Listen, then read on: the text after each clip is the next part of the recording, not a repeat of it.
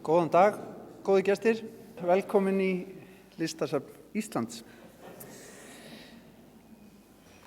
Moskan, fyrsta moskan í Feneyjum, heitir málþingið okkar í dag og ég ætla bara rétt að renna við dagskrána áður en lengri haldið hér í Listasafni Íslands. Halldór Björn Runnarsson ætlar að bjóða okkur velkomin, safnstjóri, eftir stuttastund, en síðan heyrum við í 4 frummælendum. Ég mun kynna þá stuttlega á undan hverju erindi. Það er gert ráð fyrir að erindin séu 20 mínútur á lengd. Fyrstur mun taka til máls Hlynur Helgason. Svo heyrum við í Ólafi Gíslasyni. Svo gerum við stutt hlé. Og í framhaldi af því heyrum við í Rögnu Sigurðardóttur og loks Stefano Raboli Pansera. Síðan mun Björg Stefánsdóttir frá Kynningamiðstöð Íslenskrar myndlistar setjast með okkur í pallborð og ræða það sem hér hefur komið fram og meira til líklega. Og síðan verður að lokum boðið upp á almennar umræður og spurningar úr sal. En eins og ég segi þá mun ég kynna frummælendur svona hvern af öðrum þegar þeir taka til máls. En þá er best að bjóða velkomin í pontu Halldór Björn Runnarsson, safnstjóra. Hann ætlar að bjóða okkur velkomin og setja þingið.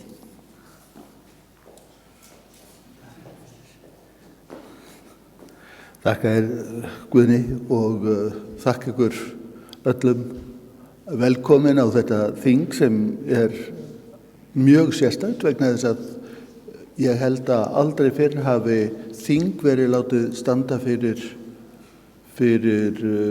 verk hingað til minni mig að það hefur skapast svo venja að verkin sem að sýnd í Feneyjum að þau séu höfð til sýnis eftir að lokar í Feneyjum yfirleitt 22. nóvember þá séu þau flutt til landsins og sýnd hér heima. En að þessu sinni með moskuna í Santa Maria della Misericordia að þá hefði það verið óðsmanns æði að reyna að búa til einhverja endurgerð af því verki hér heima.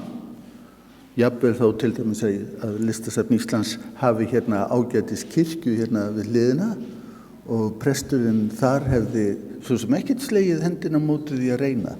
En þá þótti þetta óþarfi og hefði að mínu viti orðið dálítið ómerkileg replika. Og þar af leiðandi þá er þetta þing, það er komið í staðinn eiginlega fyrir verkið og ég vona að allir muni hafa gaman og fræðast eftir framsögu okkar ágæta lið sem að samanstendur af félögum úr listfræðafélaginu og að það verði fjörlegar umræður. Benvenuti tutti, welcome everybody. It has been a tradition, at least for 2 decades, if I can remember right, to bring to Iceland the works on display at the Icelandic Pavilion in Venice. But this time,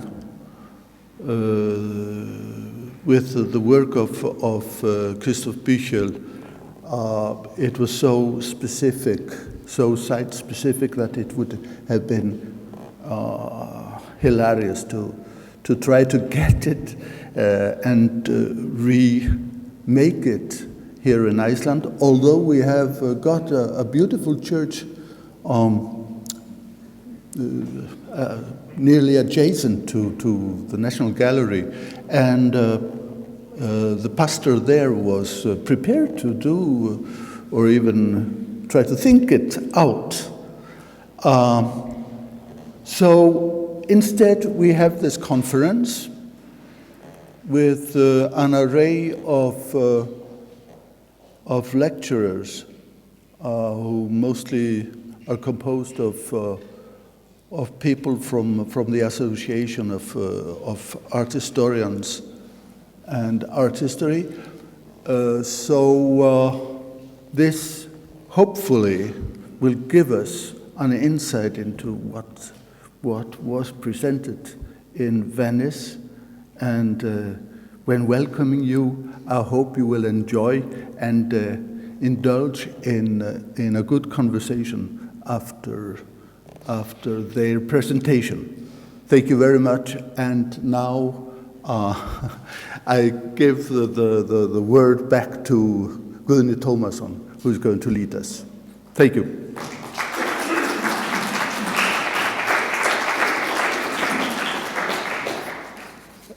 Já, áður en að ég kannski segi nokkur orð var beðin að segja aðeins nokkur orð mína upplifun af þessu verkefni öllu saman.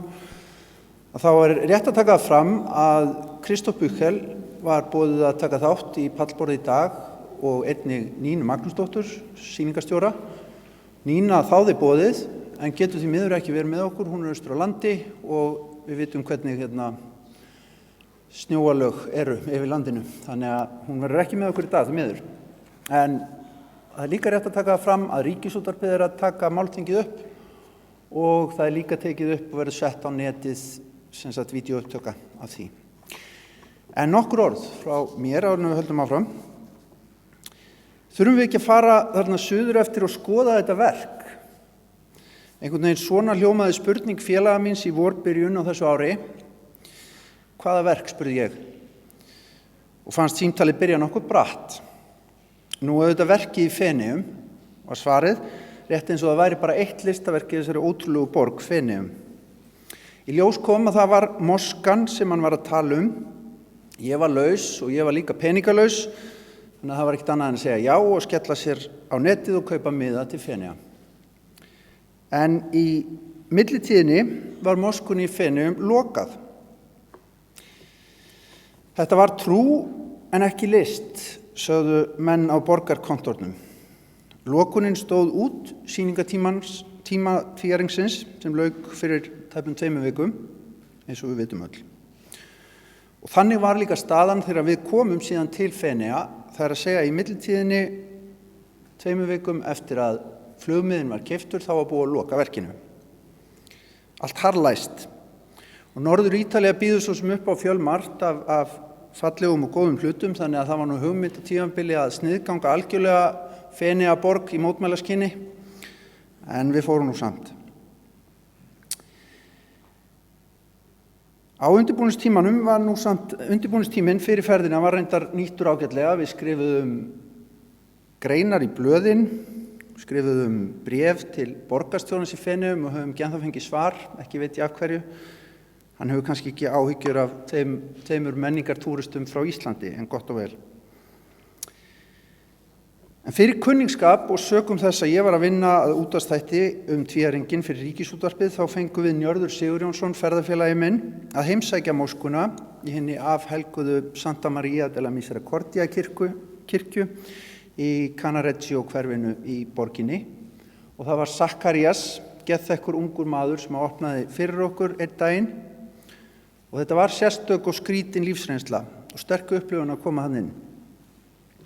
Gengi var einum hliðardýr í hinni afhelguðu kirkju og það fyrsta sem tók á móti manni þegar inn var komið var ljósmynd af forseta Íslands, herra Ólafi Ragnari Grímssyni í fullum skrúða.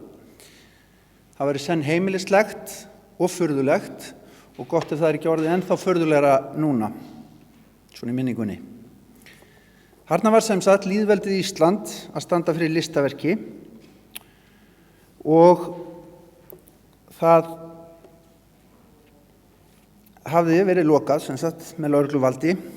Við vorum því staddir á bannsvæði, stóðum einhvern veginn innan gula borðans, eins og stundum sagt. En þarna var sem sagt allt til alls, tilbúið til bænahalds, múslima, bænateppi á gólfi, mínbar þaðan sem að ímaminn flytur boðskap sinn, Mihrab, þaðan sem að hinir trúuðu snúa bænum sínum í átt til Mekka og eiginleikar kraft, dulmagn og miskun Allah og allar hans margslungnu hliðar, gefnir til kynna með táknum í rýminu, bænatöflur á veggjum, bókabúð með trúarritum og stöð til fótþvotta, svo eitthvað sé nefnt. Mekkakóla sjálfsali út í horni, allt eftir bókinni skilst mér. Og bara skilst mér. Því ég hef nefnilega aldrei, hvorki fyrr né síðar, komið inn í mosku. Þetta var í fyrsta sinn. Eða var ég að koma inn í mosku.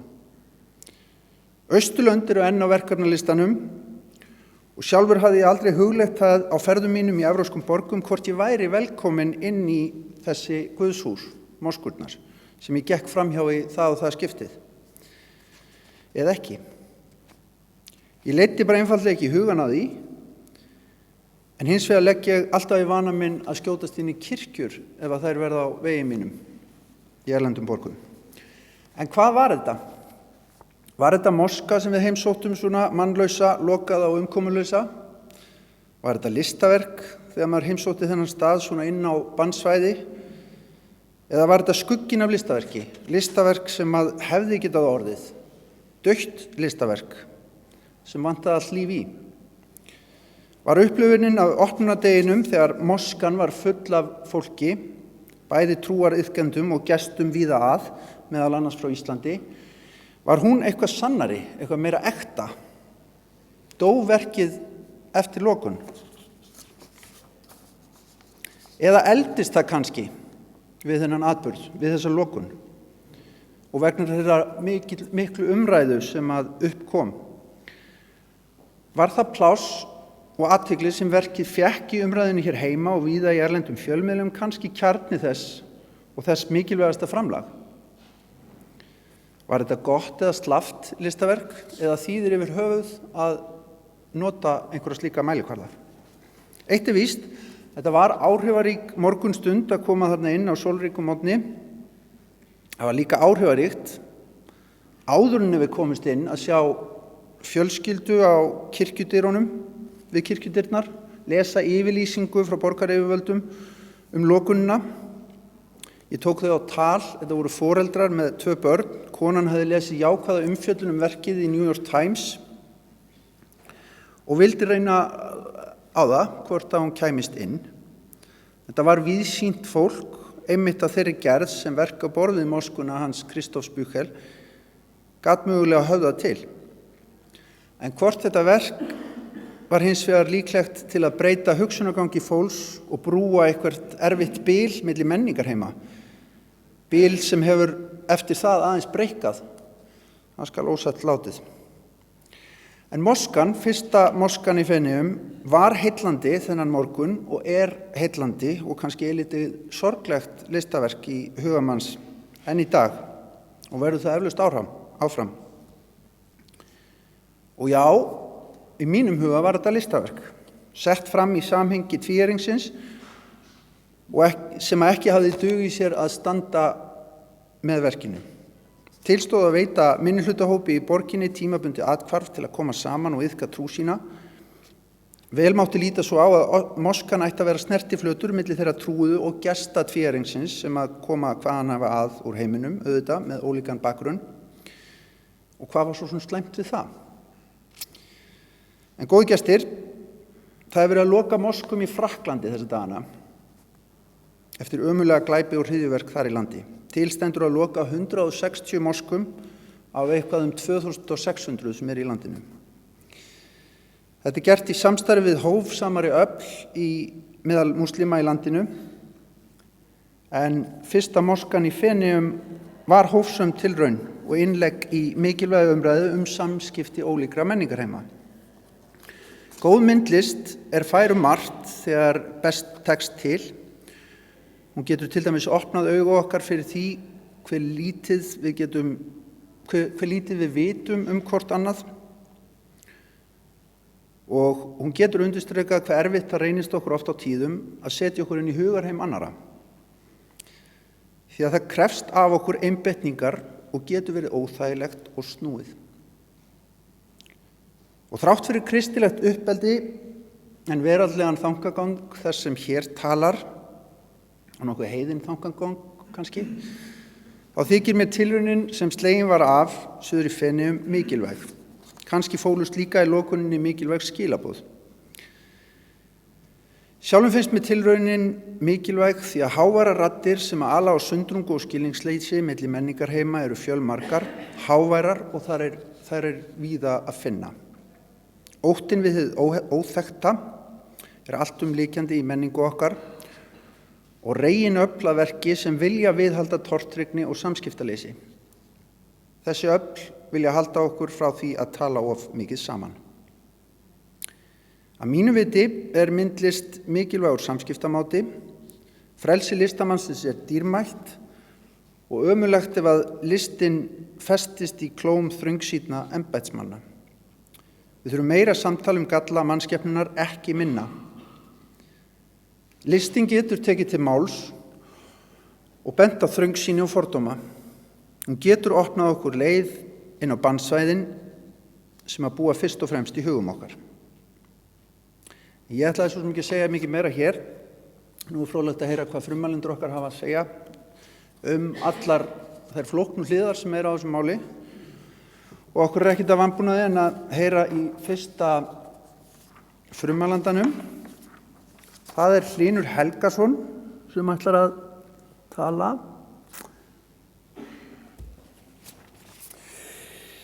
En Hlynur starfar sem myndlistarmaður og listfræðingur í Reykjavík. Hann lauk doktorsprófi í listheimspeki frá European Graduate School árið 2011.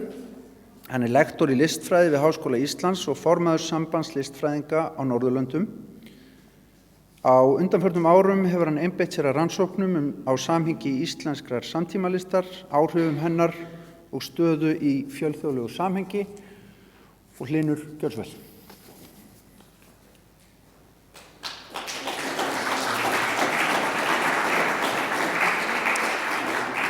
Já, þakka fyrir ykkur og bara ég þakka ykkur fyrir og það er gaman að sjá hversu margir koma hingað á stormasömum laugardagsmorgni til þess að hlusta á umræðu listaverk einhvers staðar í útlöndum, þannig að það er dálítið skemmtilegt.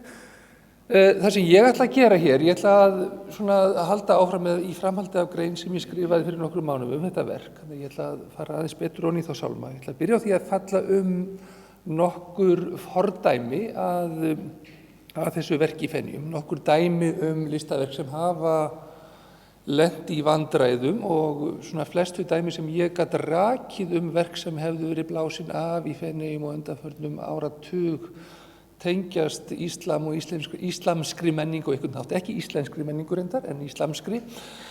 Og ég ætla aðeins að fara í þessi fordæmi og skoða hver vegur þeir hefur verið áður en ég fer síðan yfir í afmarkaða þætti í listaverkinu sem að er verið sennilega í þessum tökum orðum að taka niður í Feneyjum eins og er.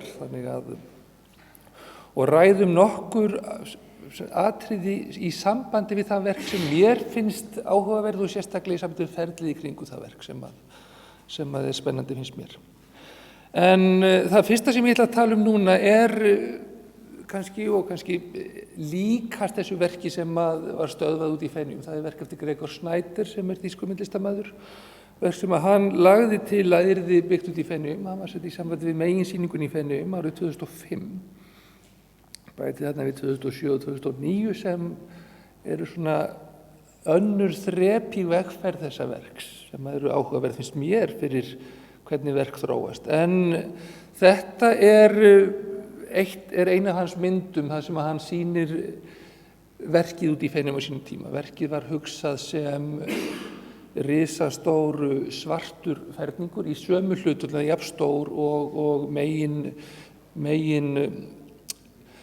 megin atriði eða kapa sem er megin atriði íslamskrar trúar í Mekka. Þetta er sá hlutur sem fólk fer til þess að gangi í kringum og hættir lífi sínu meira að segja til þessa dagana að gangi í kringum þetta hluti í Mekka. Schneider gerði 2 tillögur að þessu verki upphaflega ætlaði hann að byggja kapa í raunverulegri mynd með gyllingu og öllu en síðan einfaldaði þetta þannig að í þessu formi sem hann lagði til að yrði á Markúsartorginu í Feneyjum þá var þetta verk orðið að grind úr áli með svörtu klæði í kringum í sömu hlutföllum og kapa í Feneyjum. Þetta verkefni hlaut þau örlög sem að mjög mörg, svona getum við sagt, opinber verkefni sem að lögð eru til að verða í opinberu rými fá. Þetta verkefni fékk ekki samþykki borgaryfirvalda fyrir því að vera byggt á Markúsartorginu. Þau sögðu þetta væri of stórt og viðamikið til þess að taka þetta svæði á þessu megin torgi í Feneyjum. Þannig að þetta er verkefni sem að það er alltaf erfitt að tala um svona opinberi verkefni, hvort sem við erum að tala um af því þetta eru verkefni sem hafa áhrif á það hvernig fólk fer rýmið, hvernig fólk ferðast svæði og við getum ekki talið að vera sjálfgefið að það sé einhvers konar ritskoðun á viðkomandi verkefni þá þau fái ekki brautargengi. Þannig að þetta er verkefni sem að í raun og veru tillagan fékkst ekki samþykkt. En áhugavert, og við getum sagt að við vitum ekki pólitíkin á bakvið það, en þetta er eitt af dæmum íslamska menningu, verkefni sem ekki hefur fengið samþykkt í Feneyjum á þessum tíma. Hann lagði þetta verkefni aftur til í sýningu í sambandi við Hamburger Bahnhof í Berlín 2 árum síðar, ári síðar reyndar. Það fékkst ekki samþykkt þar heldur. Að lokum var verkið framkvæmt í Hamborg 2007. Tengt kapa, orðið talsveit minna, þannig heitir þetta Cube og meginvísunin í þessari útgáfu verksins var sýning í minningu suprematismans. Þannig að þetta er orðið að, í staðinn fyrir að vera beintenging við kapa í Mekka, er þetta orðið að svörtum kubb. Mínimal í hugsun í sjálfu sér. Þannig að það er áhugavert að sjá hvernig þessi hugmynd í raun og veru, að vissuleyti getum við sagt ef við ætlum að vera kaldhæðin að það hafi ekki verið meira að bak við íslensku tengingunum heldur en það að vera ekkert málaskiptin yfir fyrir rússneska tengingu 2 árum síðar. Og svona til þess að auka á það ennþá þá er þetta af vef Snyders, þetta er sem sagt fjölfeldi sem hann gerði í kringum upphaflega verkið. Þetta er eins og þið sjáu, þetta er úr sem sagt skrá Sotheby's. Þannig er verið að selja þetta á áætlaði kringu 3.000 til 4.000 pund, númer 2 af 6. Þannig að þó að verkefni kæmist aldrei á, þá nýttist hugmyndunum honum áfram allavega svona í alþjóðlegum listmarkaði sem slíkur, sem að svona er einn þáttur í því. Þannig að spurningin er svona það sem ég er að velta fyrir mig hversu mikið er á bakvið félagslega þáttinn í verkefninu upphaflega og hversu mikið er á bakvið það að byggja upp feril listamannsins. Svo við förum í álítamálum í kringum gerð listaverk yfir höfuð. Þannig að þetta er fyrsta dæmið um verk sem að var stöðvað eða komst ekki í framkvæmd nema sem virtuálverk í þessu dæmi, sem fjölfeldis útgáfur af ljósmyndunum og þessar 2 myndir sem ég sýndi okkur að þessu verki í Feneyjum voru bæði gefin út sem fjölfeldi af Snyder í sjálfu sér. Annað verkefni sem að hlaut mjög skýra ritskoðun en með samþykki listamannsins er English Magic 2011 í Feneyjum, sem er enski skálinn eftir Jeremy Deller í Feneyjum 2011. Það sýnir ykkur hérna þetta er svona inngangurinn að skálanum. Þetta var svona stórt graffíti tengt rýmislistaverk þar sem að við erum með vísanir í fótboltaféli, vísanir í veiðar aðalsmann í Englandi og sem sagt ég segi þetta tengist íslamskri menningu vegna þess að það var einn hluti verksins, það voru plaggut sem að stóð á Prince Harry Kills Me sem að breska Bretum fannst, aðstandendum skálans fannst ógnandi. Beinavísunum var svo að hann drepur þessa fugla og þessi dýr sem að voru innifalin í sýningunni. Óbeinavísunum var auðvitað það að Prins Harry hefði tekið þátt í loftárásum í Afganistan, sem að ég tengin í þetta sem er íslamskt atriði. Deller kom opinberlega fram og sagði að þessi hlutur sem að þessi plaggút sem voru á sýningunni hefðu verið algjörlega óþörf og hann var glaður að geðrað hefðu verið athugasemdir við þær. Þannig að hann tók, og það er það sem að listamenn gera gjarnan, það er annar pólitísku þáttur, að listamenn taka mjög gjarnan ritskoðun á eigin verkum til þess af því það er þátt hluti af því að koma þeim í framkvæmd. Að það er mjög erfitt, þegar verkur er orðin opinber og sérstaklega þegar eru orðin partur af einhvers konar þjóðarskála, að þá vitum við það að það er mjög mikil ritskoðun sem á sér stað allstað, en við getum gefið okkur það, en er ekki opinber. Það sem er áhugavert við þetta verk Dellers verð það að honum tókst að opinbera ritskoðunina. Og þetta er síðan vegferð þessa verk, þetta er að sögn eitt af þessum plaggótum sem voru settir, Prins Harry Kilsmith. Þetta er frá góðgerðarsamkomu ég held hún hafi verið í New York, þar sem að hann seldi fjölfeldi af þessu verki, 50 eintök, í þágu góðgerðarsamtaka. Og þarna þegar að þessi myndir tekin þá búið að selja það bil 12 af þessum 50 verkum, ég held að þau öll selst reyndar og virkaði mjög vel. Þannig að þetta verk komst í sýningu í öðru samhengi þó það veri ekki sýnt í Feneyjum. Þannig að þetta er svona, og hún tókst að nýta það og hann tengdi það sem mér finnst áhugavert ef við berum þetta saman við Snædil til dæmis, að hann nýtti það vegna góðgerðarsamkomu, þannig að verkið var ekki notað í hans eigin hag í raun og veru. En Deller er auðvitað búinn að sýna í breska skálanum í Feneyjum, þannig að hann er í engum vandræðum með eigin hag hvort þið er. Þriðja verkið sem er kannski alvarlegasta dæmið, getum við sagt, það er verk sem að ég held að við getum sagt að hafi verið ritskoð, og það er verk eftir Emily Jazir, hvernig sem við berum þetta fram, sem heitir Stazione, hvernig sem við berum það fram líka, og er merkt 2008-2009. Þetta er verkefni sem að hafði langan feril, þetta er verkefni sem að átt að vera vegna fyrsta palestínska skálans í Feneyjum, fyrsta sýningar palestínska skálans í Feneyjum árið 2009. Verkefnið var búið að vinnast í rúmt ár og við takið eftir því, við skoðum það líka eftir þegar við förum að tala íslenska verkið. Það var búið að vinna því framgang í rúmt ár, það var búið að fá öll samþykki fyrir því og meiri segja, sem sagt, Transport Authority, strætófélagið, eða hvað sem við köllum það í Feneyjum, sýndi verkinu fullan stuðning og ætlaði meiri segja að borga fyrir uppsetningu verksins. Síðan skyndilega voru allar samþykktir dregnar tilbaka á þessu verki.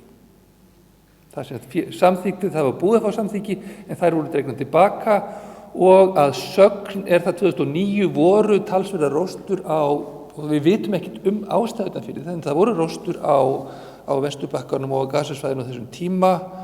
Þeir sem að fjölluðu þetta sögðu að Ísraelar hefðu beitt sér fyrir því og keypt í spotta og fengið verkið ritskoðuð. Hérna eru 2 dæmi úr verkinu, þetta er af sýningu sem að hún hélt. Henni hefur gengið vel, þetta vakti athygli á henni og henni hefur gengið vel. Þetta eru verk sem voru sýnd á sýningu í Whitechapel Gallery í Englandi 2011-12. Þannig að þetta eru draugin að verkinu í Feneyjum. Og verkið fólst í því raun og veru að setja við hliðina á latneska letrinu, að setja arabísk letur með nöfnum á þessum stöðvum sem að eru á leið í strætóbátaflota Feneyinga, sem er þessi leið sem liggur í kringum megin eyjuna og fer til eins og þarna Arsenali sem er eitt hluti Feneyjatvíæringsins. Þannig að þetta var verk sem var komin í prentun með öll samþykki þegar það er dregið tilbaka. Þannig að þetta er svona greinilega verk sem varð fyrir, sem var skert vegna pólitískra ítaka í raun og veru, eða pólitískra átaka. Og svo er spurningu það, þeir sögðu að þetta hefði verið ógnandi á sama hátt og í raun og veru þetta er verk sem að ógnaði ekki, þeir gátt ekki haldið því fram að það vantaði klósettaðstöðu fyrir þetta verk í sjálfu sér, þannig að það var engin ógn þar í sjálfu sér, en það var dregið tilbaka samt sem áður án skýringa leyfi fyrir þessu. Þannig að þetta svona verk sem að við segjum þarna eru pólitísk ítök, þetta verk sem að var búið að fá samþykki eftir ársferli þegar það er stöðvað. Reyndar var henni boðið að setja þessar myndir upp í gallerí í Feneyjum í staðinn, hún hafnaði því. Þannig að hún var dálítið hörð með verkinu að þessu leyti.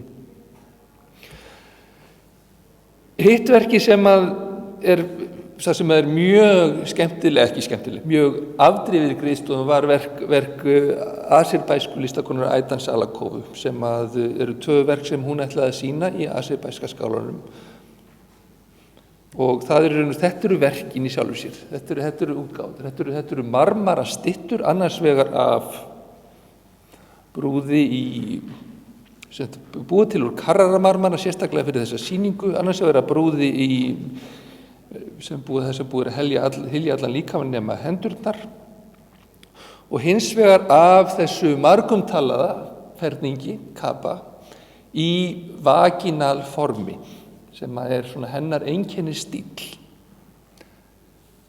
Þetta er það sem kom fyrir verkið, þetta er verkið á opnun. Þetta er sennilega sterkasta og mest áberandi dæmi úr ritskoðun sem ég séð lengi reyndar.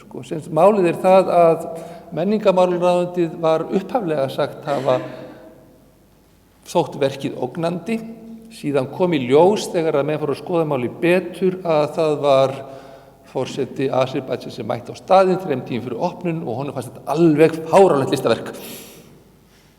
Þannig að þeir eru ekki tíma til að fjarlægja verkið, enda þarftu dálítið mikið að hafa fyrir því að fjarlægja 5 tonn af marmara, en þannig að verkið var á opnunni, var þetta skemmtilega verk svona, Kristó hefði fílað þetta í botn held ég, Þetta er alveg svona, þannig að það var hulið með klæði, beinlínis. Og þetta er kannski dæmi það sem að menn, í rauninu það sem menn mótmæltu harðlega, þetta var reynda þjóðarskáli og þetta var ákvörðun þessum stóðaskálunum að þetta verk yrði ekki sýnt að lokum, en Beral Matra sem er tyrkneskur listfræðingur og var kúrator á þessum skála, hún mótmælti, skrifaði harðorðar greinir þetta. Það tók, tvíæringurinn sjálfur tók ekki undir neitt, hann sagði þetta væri á málefni þjóðarskálans, nema hvaða Vittorio Scarpi sem var þá að stýra meginsýningun á Feneyjum í raun og veru, hann sem sagt tók undir mótmæli gegn því að þetta væri ritskoðað, þannig að hann kemur inn í þetta í raun og veru. Þannig að honum þótti þetta vera mjög einfalt, fannst að vera skylda sín að mæla þessu bót. Og síðan kemur þetta verk hér.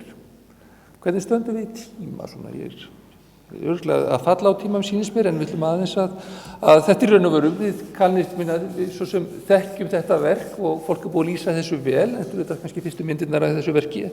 Þetta er þessi eftirlíking að Moskvu sem að Kristof Bückel gerir í Feneyjum núna og sem var opnað á þessu ári, bara svona kannski nokkrar myndir úr þessu. Þarna sjáum við skrifstofu ímannsins og megin, ég veit ekki hvað við köllum það getur örugglega útskýrt það eftir, megin tilbeiðslusalinn skulum við segja, þetta er örugglega ekki messa í Íslam, þannig að við getum ekki kallað það. Fleiri myndir úr þessu og eins og við sjáum það er all smáatriði, það er menntarými þarna á bakvið, það er verslun sem selur alls konar hluti sem að múslimar hvorki á Íslandi né í Feneyjum þekktu meira sér, hafa búin að rannsaka mjög marga þætti af íslenskum sið og búin að búa til þetta, getur sagt, tilgáturrými Moskvu. Ég myndi kalla þetta tilgáturrými. Gottur kallaði þetta realistiskt verk, mér finnst þetta er ekki realistiskt verk, þetta er verk sem að líkir eftir svona ideal Moskvu myndi ég segja. Tilgáturrými með öllum smáatriðum sem skipta máli. Og eins og Guðni talaði þarna sjáum við svona töflur, mynd af Kaba þarna fyrir ofan og síðan okkar ástsæli forseti, herra Ólafur Ragnar Grímsson, eins og alltaf í moskum yfir höfuð, þar er þjóðhöfðinginn merktur. Þannig að þetta er þetta verk sem að í raun og veru er sett þarna upp og er opnað og ég held að það hefði verið miðað við feril þessara verka sem við höfum verið að skoða, þá held ég að það hefði verið afrek á þessum stutta tíma verið segja. Að það voru nokkrir mánuðir sem að fóru í það að undirbúa þetta verk að skildi hafa tekist að fá verkið opnað í raun og veru. Það held ég hafi verið mikið afrek sem ég held að við þurfum að færa til bókar, að það hafi verið merkilegu viðburður í raun og veru að það gerðist. Hvernig sem fór síðan, sem er næsta þrep, ég held að fyrsta þrepið er að fá verkið opnað og fá það opinbert. Annað þrepið er síðan atburðarás sem tekur við, sem í raun og veru mér finnst dálítið áhugaverð, sérstaklega upp á álitamáli sem tengjast í. Og það hérna erum við með mynd úr messugjörð, eða ekki messugjörð, viðburður sem á sér stað föstudeginum eftir opnun. Og þetta er sá viðburður sem að meðal annars var notaður viku síðar til þess að loka skálanum. Þarna eru í raun og veru, þetta er mynd sem að Luigi Constantini tekur fyrir AP þennan dag og ég tel 99 manns á gólfinu og menn töldu að það hefði verið það bil 30 viðbót í húsinu. Það er mjög þægilegt nefnilega, það er mjög gott að auðvelt að telja myndir af fólki sem grípur svona, það er mjög auðvelt að bara renna þessu inn í Photoshop og setja punkt á hvern einasta. En það eru 99 með samt inni, þannig að þetta og við vitum það, þetta eru fleiri heldur en máttu vera inn í húsinu raun og veru. Það eru 99 manns, cirka bát 15 konur á bak við skerm, þetta var sem sagt í raun og veru, það var fyllt þeirri hefð sem ekki alltaf í Íslam að konurnar væru á bak við skerm. Það eru á deilur það í Evrópu mjög mikið og í Tyrklandi líka hvort að konurnar eiga að vera bak við skerm eða ekki, það er ekki algilt, skils mér á þeim sem ekki betur til Íslams en ég og það eru örugglega margir hér í salnum. Og síðan það sem gerist síðan, viku síðar þetta og ég held ef við, núna þarf ég að, kannski á tæknimann til þess að setja, ég er með vídeó af þessum viðburði, það er gaman að sýna hann, ef við fáum tíma í það.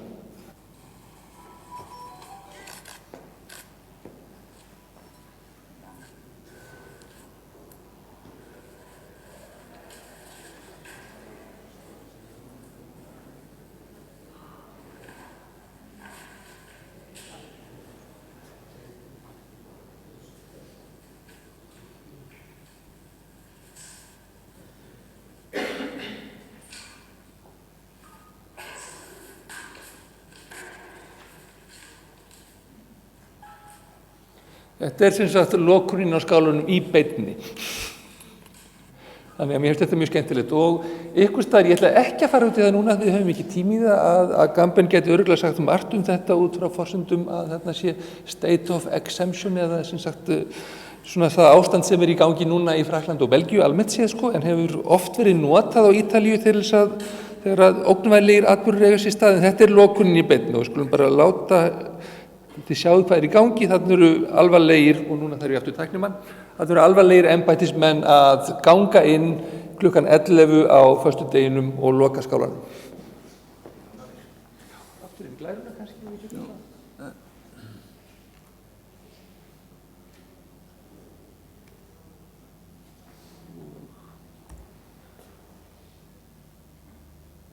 Ég held við sem ekki komin inn, jú, þetta komið inn, frábært, ok. Þá þurfum við að fara í gegnum þetta aftur. Og sem sagt það sem kannski við getum sagt þessa lokun það að þetta það sem þetta lokaferlið á þessu og hérna eru síðan mynd sem ég tók af, þetta það sem almennur áhorfandi sá þegar hann kom að byggingunni næstu mánuðunum eftir. Það eru þessi formlegu skjölum lokunina á dyrunum sem eru dálítið áhugaverð. Þannig að við skoðum atburðarásina, bara rennum í gegnum hana, þá 8. maí að þar opnun og fyrsta föstudags bænargjörð, fullt af fólki í húsinu, en það má af því það opnun, þannig að það ekkert mál. Og þarna auðvitað samkvæmt heimildum, ég var ekki á staðnum, en samkvæmt heimildum sagði Buchholz frá verkinu sem hans von og vísa. Hann sagði sér frá verkinu og færði það söfnuðunum í hendur. Og ég set söfnuðunum að gæsalappa af því raun og veru af því að það er kannski eitt af því sem eru álitamálin, hver söfnuðurinn í þessu tilfelli. Og það sem gerist þarna á milli, strax eftir opnun fáum við yfirlýsingar frá forystumanni múslima eða forseta múslima söfnuðarins á Feneyjasvæðinu, þar sem mann svakalega ánægður með þetta í heildina og hvetur fólk til að mæta í bænargjörð föstudaginn og eftir. Þarna eru feneyskir múslimar og íslenskir múslimar, messugjörðin var skipulögð föstudaginn og eftir og átt að vera í höndum íslenskra múslima. 13. til 14. maí kemur síðan yfirlýsing frá sínum sama forseta þar sem hann hvetur fólk til þess að stunda ekki safnaðarstarf í húsinu og við vitum ekki hvað hefur átt sér stað, hvort að, við vitum það sennilega aldrei. Kristnu blöðin eru mjög mikið að skrifa gegn þessu verki á þessum tíma, en það virðist samt vera að að sé búið að impra á samkomulagi við múslimi í Feneyjum það að ef að bænargjörð sé ekki stundið í húsinu, að þá væri ef til möguleiki á því að halda því opnu. En við vitum ekki, auðvitað vitum við ekkert þessi pólitísku intrikat á baku, ekki frekar en við vitum hvað átt sér stað þegar að verkefni hjá sjálf var lokað á sínu tíma. En síðan kemur þessi önnur föstudags bænargjörð, 130 manns viðstaddir og ítölsku íhaldssömu blöði, þau áttu eins og þess með þetta á ensku field day. Þarna voru komnir fleiri inn en máttu vera í húsinu og þeim fannst íslensku múslimarnir vera með, við gerum þetta samt, vera með stæla bókstaflega. Við erum með það allavega lesi út úr ítölsku blöðunum. Og síðan, sem sagt, 2 tímum fyrir föstudags bænagjörð, vikun og eftir moskunni formlega lokað, en yfirlýsingin á vef ítalska Feneyjaborgar, hún kemur daginn áður reyndar út, hún dagsett daginn áður heldur en lokað. Þannig að þetta þetta ferli sem á sér stað og mér finnst þetta mjög áhugavert ferli vegna þess að það sem kemur út úr þessu þessi afstöðubreyti hjá í raun og veru feneyska söfnuðurum. Þarna verður, myndi ég segja, einhvers konar splitt á milli áhersla. Íslendingarnir ákvaða að fylgja ekki tilmælum múslíma í Feneyjum að stunda ekki bænargjörð, heldur standa þeir fyrir henni eins og planlagt var. Þannig að þar kemur eitt hlut upp, þannig að í þessu tilfelli burtséð frá öllum hugmyndum ritskoðun og fleiri, eins og ég segi, tilbeiðslustaður eða listaverk. Sú spurning hefur komin upp og við heyrðum það að forsvarsmann íslenska skálans ræddum það að Feneyingar höfðu sagt að þetta væri ekki listaverk heldur tilbeiðslustaður.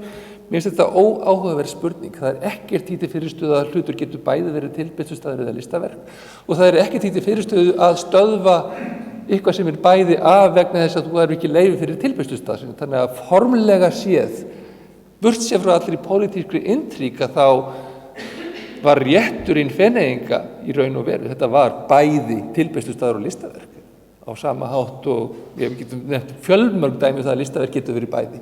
Þetta var ídeal moska, vel útfærð og eftir að söfnuðurinn fékk hann í hendur var þetta held í mjög heppilegu tilbeiðslustaður. Önnur svona, ef við skoðum markmiðin, og þarna vil ég raun og veru tala það að kannski Claire Bishop, ef ég set henni í orð í munn, hún gagnrýnir mörg svona vensla listaverk sem eiga að skapa umræðu á milli ólíkra hópa fyrir það að oft þá áherslan á það að skapa umræðu almennt á þess að fókusera á innihaldið. Og það spurningi sem ég vil verka upp í þessu raun og veru, ef að markmið eins og Buchel sagði fyrirfram og aðrir og kúratorinn Nína meðal annars, að markmiðið var að sætta sjónarmið ólíkra trúarhópa, kannski var verkið ekki nægilega stillt af til að gera það. Því þegar reyndin var svo að það sýndi að trúarhópar klofna gjarnan, ég meina við vitum það úr sögu trúarbragði yfir höfuð, hversu dytt ykkur í hug að þið gætu stofnað einhvern sameiginlega söfnuð kristinna manna í Reykjavík sem sæi hlutina.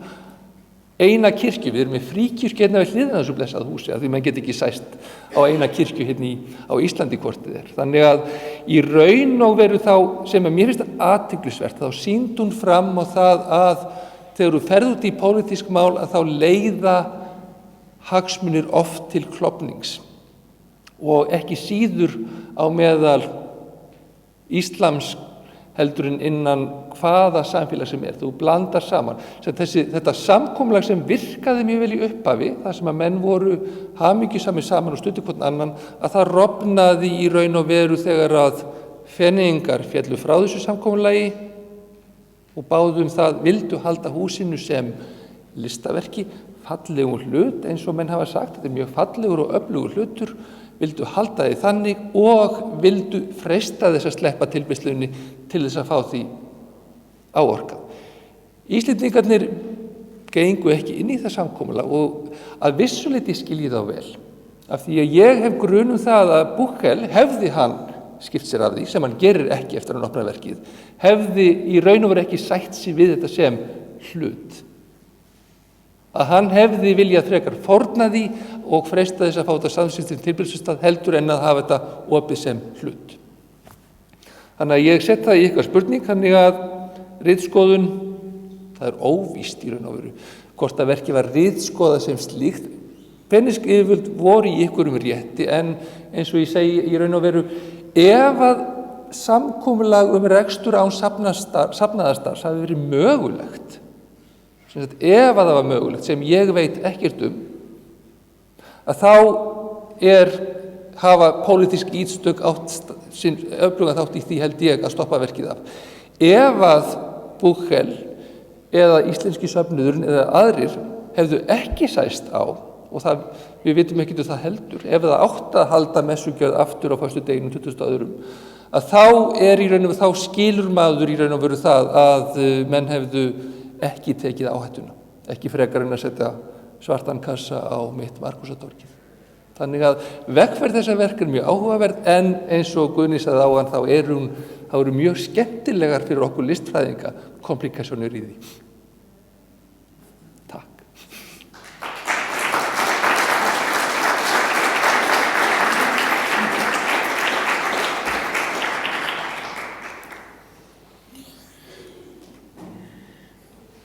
Takk fyrir þetta, Linur.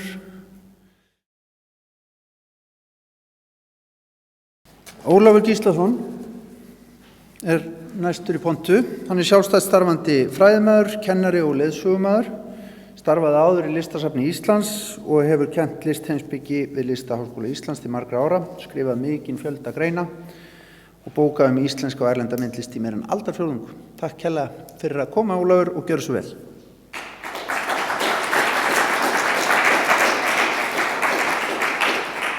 Já, komið sæl.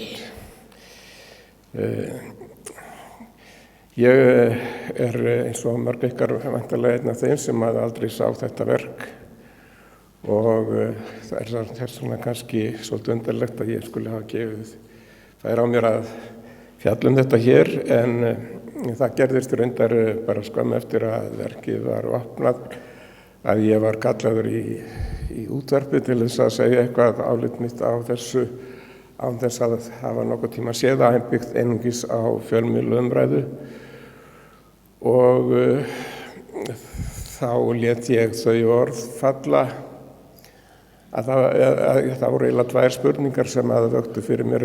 Eitt var það hvort að þetta verk væri moska eða listaverk, spurningin það, og hins vegar var það spurningin það hvort að það hefði einhverja táknræna virkni. Þetta voru spurningar sem ég átti auðvitað ekki að skýra vel í stuttu útvarpsviðtali, en mér langar kannski til þess að skýra það betur hér núna hvað ég átti við með þessu. Ég hef svona vissar efasemdir þetta verk, svona það sem við getum kallað listrænar forsendur þess, eða mér finnst það vekja áhugaverðar spurningar. Ég vil taka það fram að þó að ég seti hér fram einhverja gagnrýni kannski á svona hugmyndina bak við þetta verk, þá ég alls ekki á því að það hafi verið með nokkrum hætti réttlætanlegt að banna það eða loka því. Þvert á móti þetta verk áhugavert vegna þeirra umræðna sem að það hefur vakið. En sem sagt, þið þekkið öll þennan stað í Feneyjum þar sem þetta verk var sett upp og hvernig það lítur út. Við þurfum ekki að fara frekar út í þá sálma, en sem sagt fyrsta spurningin sem að ég vildi kasta fram var það hvort að þetta væri raunveruleg moska eða mynd eða eftirlíking af mosku, og mér finnst það skipta máli. Hvernig þetta eiginlega spurning sem að snertir tengsl verksins við veruleikan í almennum skilningi, tengsl listaverka við veruleikan. Og þá er ég að hugsa það í því samhengi að listaverk frá hvaða tíma sem sé ávallt eins konar stefnumót við veruleikann og slíkt stefnumót fela alltaf í sér ákveðin atburð sem að er spennuþrunginn og opnar fyrir okkur með einhverjum hætti nýja sýn á bæði verkið og heiminn leið. Önnur spurning sem að vaknar er sem sagt hvort að það sé munur á svokölluðu raunverulegu bænahaldi og sýningu á bænahaldi. Er þetta eitt og hið sama eða er það ekki,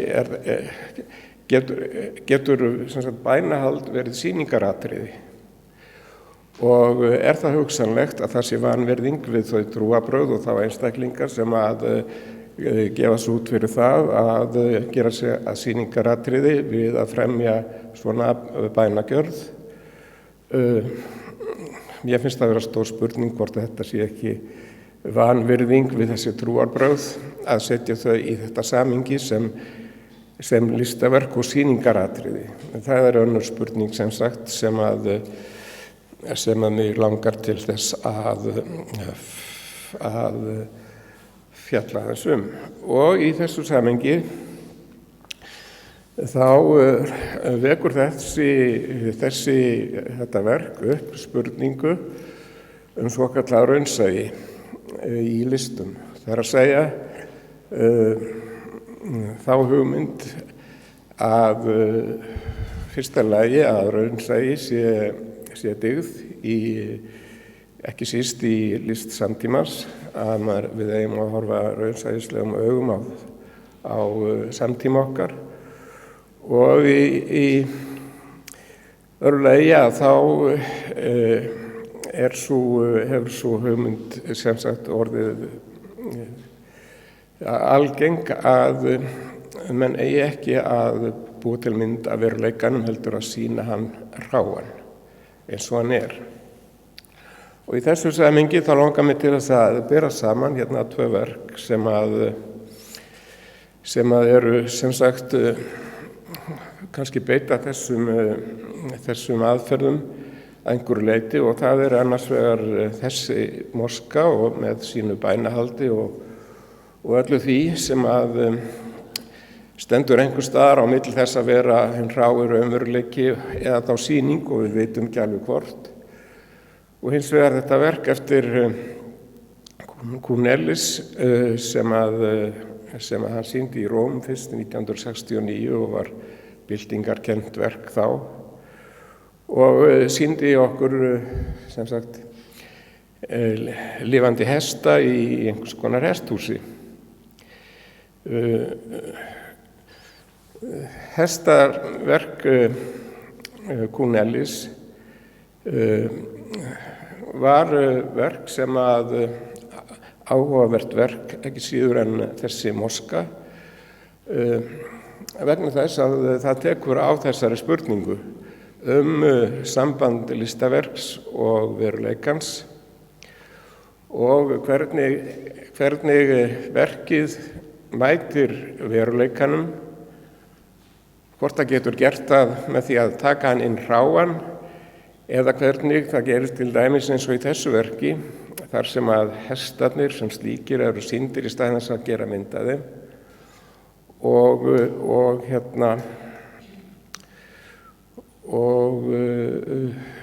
og þeir settir inn í þetta listræna kerfi sem við höfum, sem eru listagallerí og söfn og svo framvegis og allt það sem að því tilheyrir. Áður en ég fer nánar út í þennan samanburð, þá langar mig til þess að bara benda á þau gagnstæðu sjónarmið sem að komu fram þegar þetta verk var sýnt. Annars vegar var yfirlýsing frá Kín sem að hljóðaði einhvern veginn á þennan hátt. Moskan er listaverk eftir listamannin Christoph Büchel sem búsettur á Íslandi og var tilnefnt af Kín til að taka þátt í 57. Feneyjatvíæringnum. Innsetningin er listaverk og fullyrðingur að svo sé ekki rangar.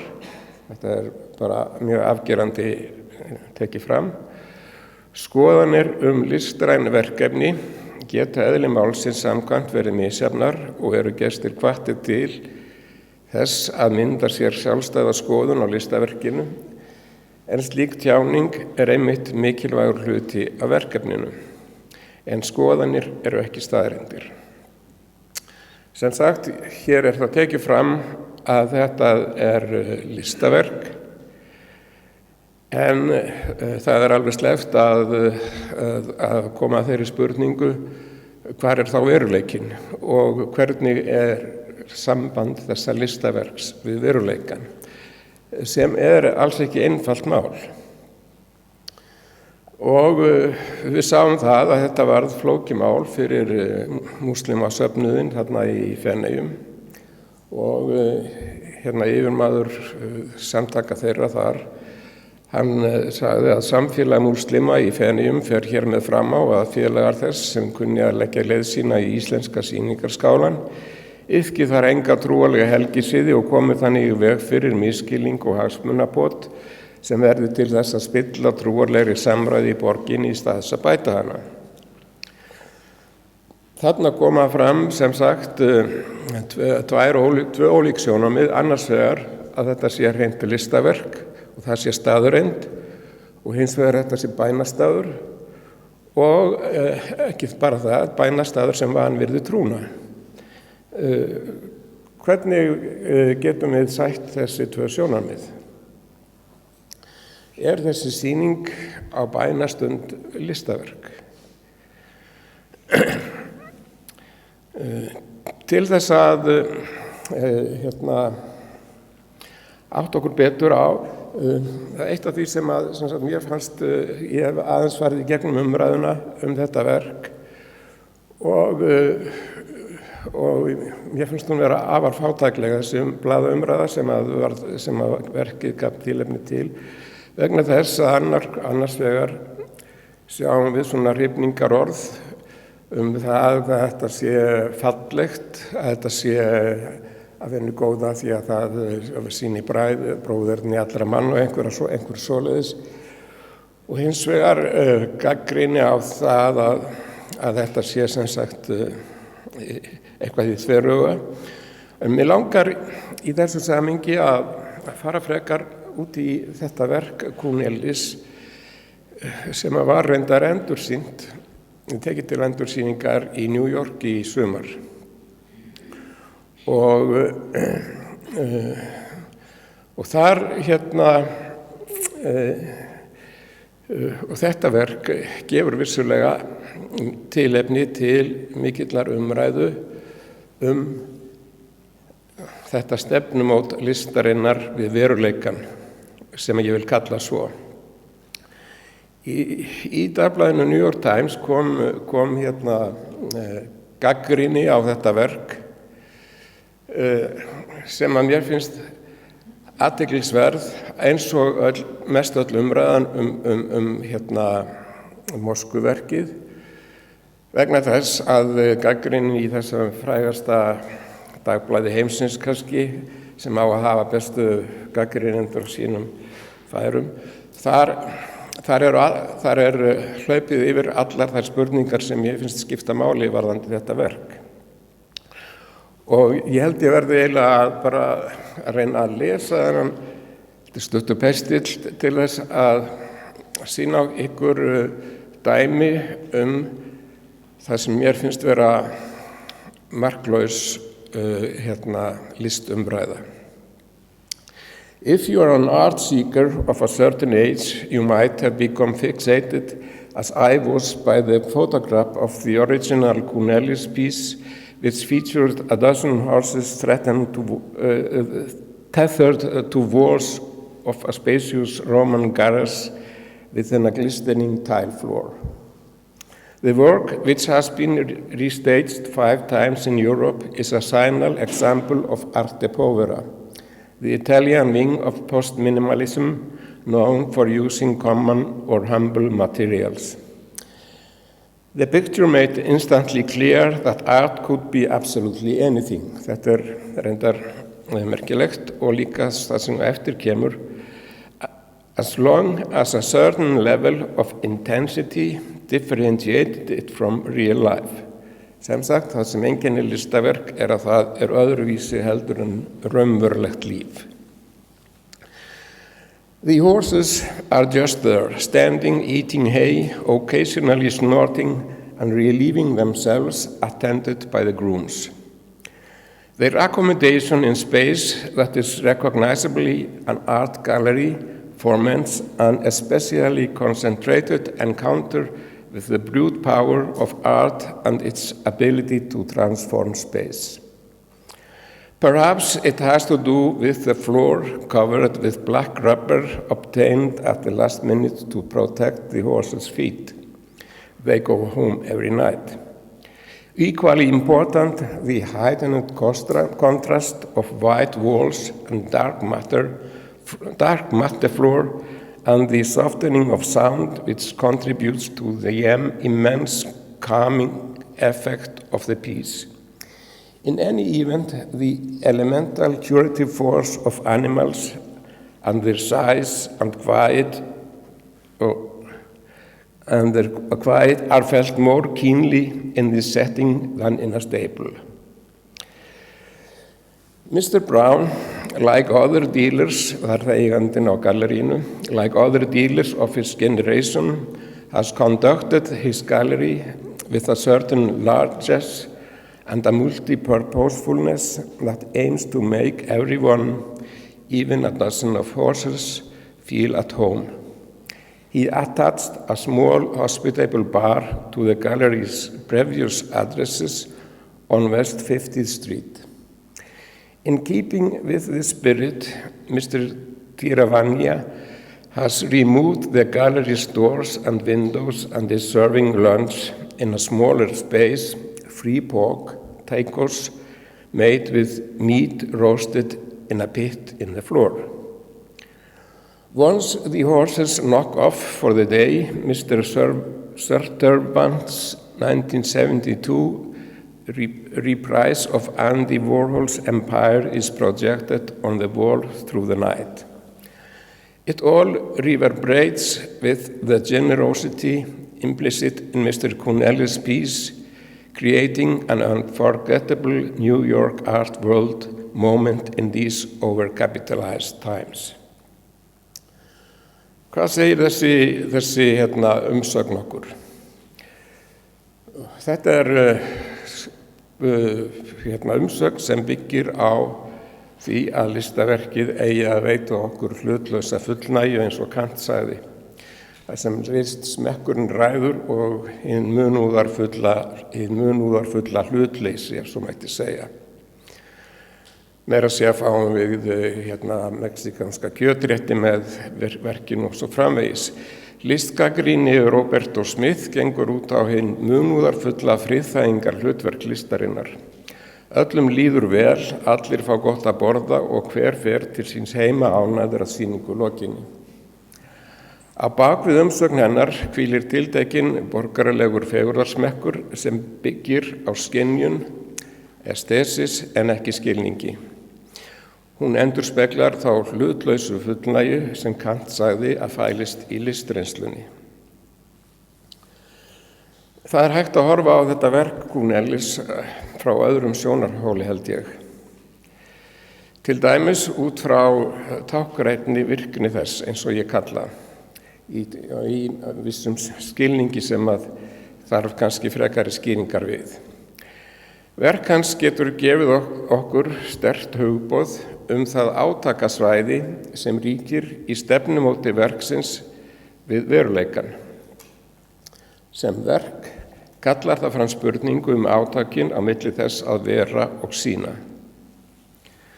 Sem verk vekur hestasýningin spurningu skilin á milli náttúrunnar annars vegar og menningarinnar sögunar hins vegar. Í menningarlegu samhengi leiðir verkið í ljós ómöguleika hinnar sönnu framsetningar, hvort sem í listum eða vísindum. Myndin af hestinum getur aldrei sagt okkur allan sannleikann hestin frekar heldur en vísindalega ritgerðir. Á milli hesthússins og listagallerísins eru óyfirstíganleg gjá. Hinn táknræna virkni verksins felst því í því að afhjúpa og fela í senn þessa gjá á milli menningar og náttúru, á milli mannsins og hlutveruleikans. Það er þessi ósýnilega gjá sem verkið leiðir í ljós og verður sannleikur þess. Gunelli segir okkur þannig að hesthúsið sé ekki listaverk og listaverkið sé ekki hesthús. Hann leiður okkur inn í muninn á verki og veruleika, muninn á menningu og náttúru. Og þá vaknar spurning, er Buchel að segja okkur eitthvað hliðstætt? Að verki Moskan, fyrsta Moskan í Feneyjum, sé ekki Moska og þar með að leiði í ljós muninn og átaka svæðið á milli listar og veruleika. Nei, ég held að svar við þessari spurningu sé nei. Með því að innleiða bænahald, trúarathafnir og félagslega þjónustu inn í verkið er tilgangur þess orðinn einhver annar. Menntamálaráðuneytið íslenska það gaf út yfirlýsingu í tilefni þessarar sýningar og þar sagði meðal annars: Verkinu er ætlað að tala til þeirra þúsunda múslima í Feneyjum sem koma frá 29 löndum en einnig að bjóða jafnt velkomna heimamenn í Feneyjum og ferðamenn þar með talið þúsundir múslimskra ferðamanna sem árlega sækja borgina heim. Moskunni er ætlað að styrkja tengsl og stuðning milli félaga múslima á Íslandi og í Feneyjum. Dagskráin býður meðal annars upp á íslenskukennslu og upplýsingar fyrir íbúa í Feneyjum sem hafa áhuga að flytjast búferlum til Íslands. Á sýningartímanum stendur almenningi þar með talið íslenskum ríkisborgurum til boða að velta fyrir sér menningarlegum, sögulegum og félagspólitískum kerfum sem skilgreina samtímann og hvetja til samtals þau tækifæri og áskoranir sem verða til þegar þau greinast. Moskan er birtingamynd lagskiptingar menningarheima og þeirra hugmyndafræði sem hefur mótað Feneyjar og opnað fyrir margar á stærstu samfélagslegu spurningum samtímans. Þetta er í sjálfu sér merkileg yfirlýsing, en það er ekki auðvelt að finna í þessum yfirlýstu markmiðum stað innan þess kerfis sem samfélag okkar hefur búið listinni og henni listrænni umræðu. Þessi yfirlýsing, hún tengist í raun og veru ekki henni listrænu umræðu á nokkurn hátt. Það er eiginlega ekki hægt að sjá hvernig þetta tvennt tengist saman. Ef þessari markmiðslýsingu er ætlað að losa verkið út úr þeim heimi listarinnar sem við þekkjum hér á Vesturlöndum með öllum þeim stofnunum og allir þeirri orðræðu hefð sem honum fylgir, þá er það hér gert með því að taka upp hina félagsfræðilegu umræðu hefð og það stofnanamál stjórnmálana sem henni tengist. Það er það sem að felst í þessari yfirlýsingu. Spyrja má þá hvort þar sé ekki farið úr öskunni í eldinn. Í heild sinni byggir hinn félagsfræðilega orðræðu hefð Vesturlanda á þeim misskilningi félagsfræðinganna að hægt sé að horfa á samfélagið og í þessum tilfelli lagskiptingu þess utan frá eins og einhvern mælanlegan hlut væri að ræða sem skoðandinn standi utan við og birta þannig sanna mynd af samfélaginu. Heimspekingurinn Edmund Husserl var kannski fyrstur orðsins manna til að benda á þessa villu félagsvísindanna í upphafi síðustu aldar, en hún hefur að ég held verið augljós í heimi myndlistarinnar, allt frá því að grísku málararnir Zeuxis og Parrhasius kepptu hæfni sína í myndlist miðbik 5. aldar fyrir Krist. Zeuxis málaði vínber svo nákvæmlega að fuglarnir sóttu í þau. En þegar keppinauturinn Parrhasius bað Zeuxis að draga tjaldið frá myndinni sinni kom í ljós að það var tjaldið sem var málverkið. Zeuxis hafði blekkt fuglana með málverki sínu, en Parrhasius náði lengra því hann blekkti málarann sjálfan og var því óumdeilanlegur sigurvegari. Í þessum skilningi hefur myndlistin aldrei snúist annað en blekkingu.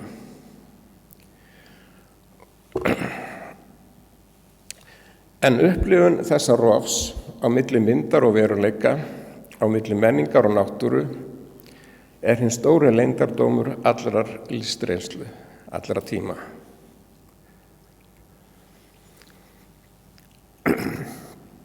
Það sem gerir það rof skynjanlegt það sem við getum kallað táknræna virkni listaverksins. Þar sem táknið, sem við kallum symbol á flestum tungumálu og komið úr grísku symballein, tengir saman tvo heima.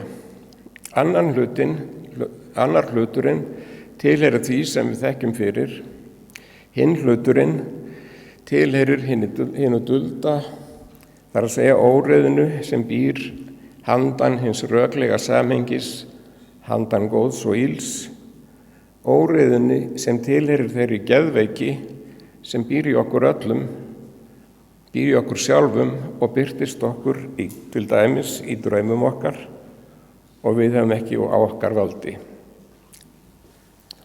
Þessi óræði heimur skugginn sem fylgir okkur öllum, æpandi hyldýpi sem við óttumst og drögumst að í senn.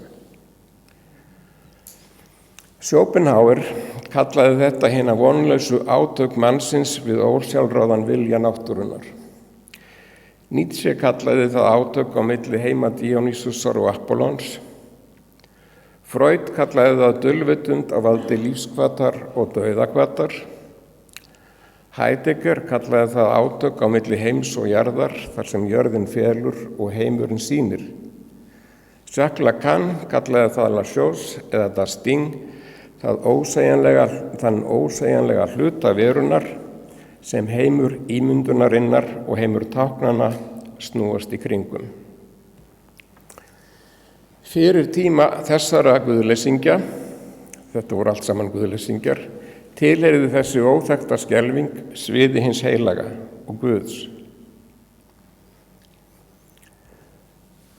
Það eðli og viðfangsefni allarar myndlistar frá upphafi vega að nota sín efnislegu meðul til að vísa okkur til þess handan veruleika sem okkur annars óáþreifanlegur og ósýnilegur. Ég ætla ekki að fara að skýra hvernig þessi mynd segir okkur þetta. Spurningin hins vegar sú, hvort fyrsta moskan í Feneyjum opni okkur sýn til þess að óþekkta sem býr í okkur sjálfum. Það það sem ég á við með táknrænni virkni sem annað orð yfir galdur skáldskaparins. Svar mitt með þessari spurningu augljóslega nei. Ólíkt hestum Gunellis sem þekki ekki guðdóminn vegna þess að þeir tilheyra náttúrunni einni, þá eru þáttakendur í þessari sýningu orðnir að bitbeini í pólitískum og trúarlegum hráskinnaleik. Þar með hefur vettvangur listarinnar verið yfirgefinn í skiptum fyrir hina pólitísku guðfræði. Spurningin hið pólitíska og trúarlega erindi fyrstu moskunar í Feneyjum kallar á aðra og lengri umræðu trúarbrögð, íslam og kristindóm, afhelgun kristindómsins í tæknisamfélagi nútímans, siðferðileg vandamál fjölmenningarsamfélagsins og margt fleira sem ekki rúmast innan míns tímaramma. Kannski komast við að þeirri umræðu í framhaldinu. Takk fyrir.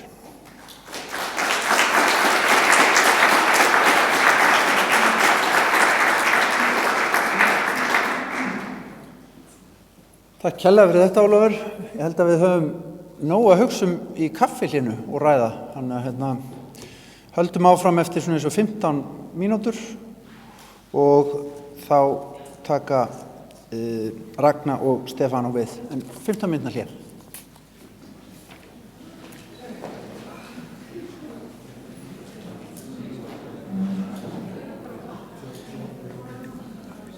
Góðu gestir, ég sé það og heyri að við höfum nóg að ræða. Það er erfitt að hafa stjórn á samræðinni en við eigum nú eftir smá spjall á eftir sem verður vonandi gjöfult. En fyrst fáum við 2 erindi áður en að við hefjum svona pallborðsumræður og almennur umræður. Og næst kemur í pontu Ragna Sigurðardóttir. Hún starfaði í jöfnum höndum sem textaskrifandi myndlistarmaður og sem rithöfundur í áratug en sneri sér síðan alfarið að ritstörfum. Ragna skrifaði myndlistagagnrýni fyrir dagblöð í rúman áratug til ársins 2012. Hún hefur skrifað texta í safnbækur og sýningaskrár og hefur komið að ýmsum störfum við Listaháskóla Íslands auk safnkennslu fyrir Listasafn Reykjavíkur. Ragna, gjörðu svo vel.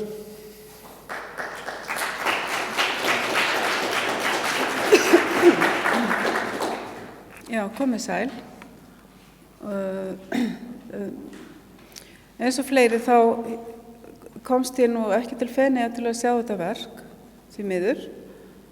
Og ég ætla líka ekki beinlínis að fjalla verkið sjálft hérna í dag, heldur kannski það hvernig við tölum þetta verk og pínulítið fjölmiðla umfjöllunina það. Og svona almennt svona kannski þessa hugtakanotkun og orðnotkun í sambandi við venslalistir. En þetta verk myndi flokkast undir þessar venslalistir sem við höfum nú verið að tala í kannski nær 2 áratugi. Og ég ætla að vitna ég geng svolítið út frá kenningum hans Nicolas Bourriaud frá 1998.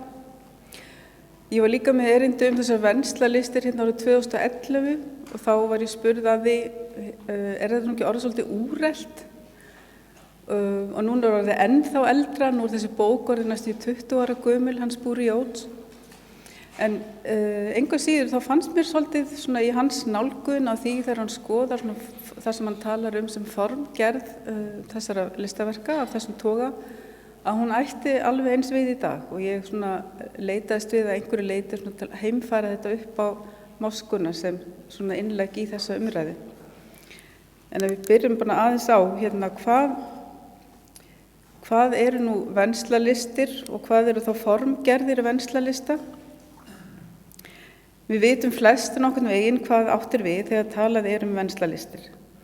Einhvers konar samfélagsverk, þátttökulist, tengslalist, eitthvað svona þegar listamenn gera eitthvað sem tengist fólki, raunveruleikanum, samfélaginu, kannski eitthvað eins og Moskan í Feneyjum.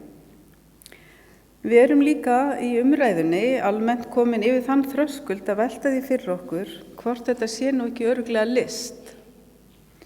Við vitum það, eða við gefum okkur það er kannski ekki sú spurning sem er brýnust. Við vitum nokkurn veginn hvað við átt, þótt þetta sé allt saman frekar fljótandi. En hvernig listaverk þetta? Hvernig lýsum við þeim, segjum frá þeim og tölum þau? Í þessu erindi langaði mig að skoða orðnotkun. Hvaða orð eru notuð þegar við tölum venslalistir? Ég ætla að setja þessar hugmyndir í samhengi við Moskuna í Feneyjum, en ætla ekki á öðru leiti að leitast við að skilgreina Moskuna, til þess eru aðrir hér í dag. En mig langar að byrja á því að líta aðeins til fortíðar. Í listumræðu fyrri tíma eigum við fjölda hugtaka, heita og orða sem eru orðin okkur töm. Mig langar að byrja á að velta upp nokkrum slíkum sem lýsandi dæmi og byrja þá að vitna í Jan Björn T.H. sem hafði einstakt lag á því að orða myndlist. Í eftirfarandi tilvitnun fjallar hann málverk. Mikið flug hafði leyst hina rósamari myndskipan af hólmi. Einn ílöng form, eltu hvert annað, flaugum líkust, skáhalt yfir flötin, en þó með nægri gagnverkan til að hlaða myndirnar innra krafti. Þetta var verk Svavars Guðnasonar, eins og einhver hafa kannski getið sér til. Og verk Svavars hafði Björn T.H. sagt þetta líka. Langt þó frá því að þessar 9 myndir Svavars falli undir það sem kallað hefur verið púrískt eða geometrískt málverk. Til þess var litameðferðin allt of tilfinningahlaðin, áferðin of kvik. Og í myndskipuninni eru hinnir einstöku fletir langt í frá skoðaðir sem hrein og afmörkuð gildi. Hér að framan höfum við hugtök á borð við ílöng form, gagnverkun forma, hlaða myndir innra krafti, tilfinningahlaðin litameðferð og kvik áferð. Við höfum líka hugtök eins og púrískt og geometrískt og höfum líklega flest einhverja hugmyndum hvað þau merkja án þess að fara nánar út í það hér. Að ofangreindu sjáum við líka hvað listamaðurinn sem fjallað er að vinna með. Form og liti á myndfleti. Formin og litirnir hafa einhverja virkni sem við eigum orð yfir og geta fallið undir ákveðna listastefnur sem við eigum líka og þekkjum líka heitin á. Í gegnum 20. öldina höfum við þýtt, aðlagað eða tekið upp hugtök yfir stefnur og strauma innan myndlistar. Þegar nýjir straumar berast til landsins höfum við leitast við að finna þeim viðeigandi heiti eða aðlaga erlend hugtök að íslenskunni. Þannig hlaut orðið kubbastíll ekki framgöngu og vék fyrir þjállahugtaki kúbisma. Annað orð sem ekki fékk framgengni var orðið rjóður. Einhver mann eftir umræðum það. Rjóður var notað í samkeppni við annað orð sem við notum öll í dag eiginlega allt milli himins og jarðar í myndlistinni, orðið innsetning.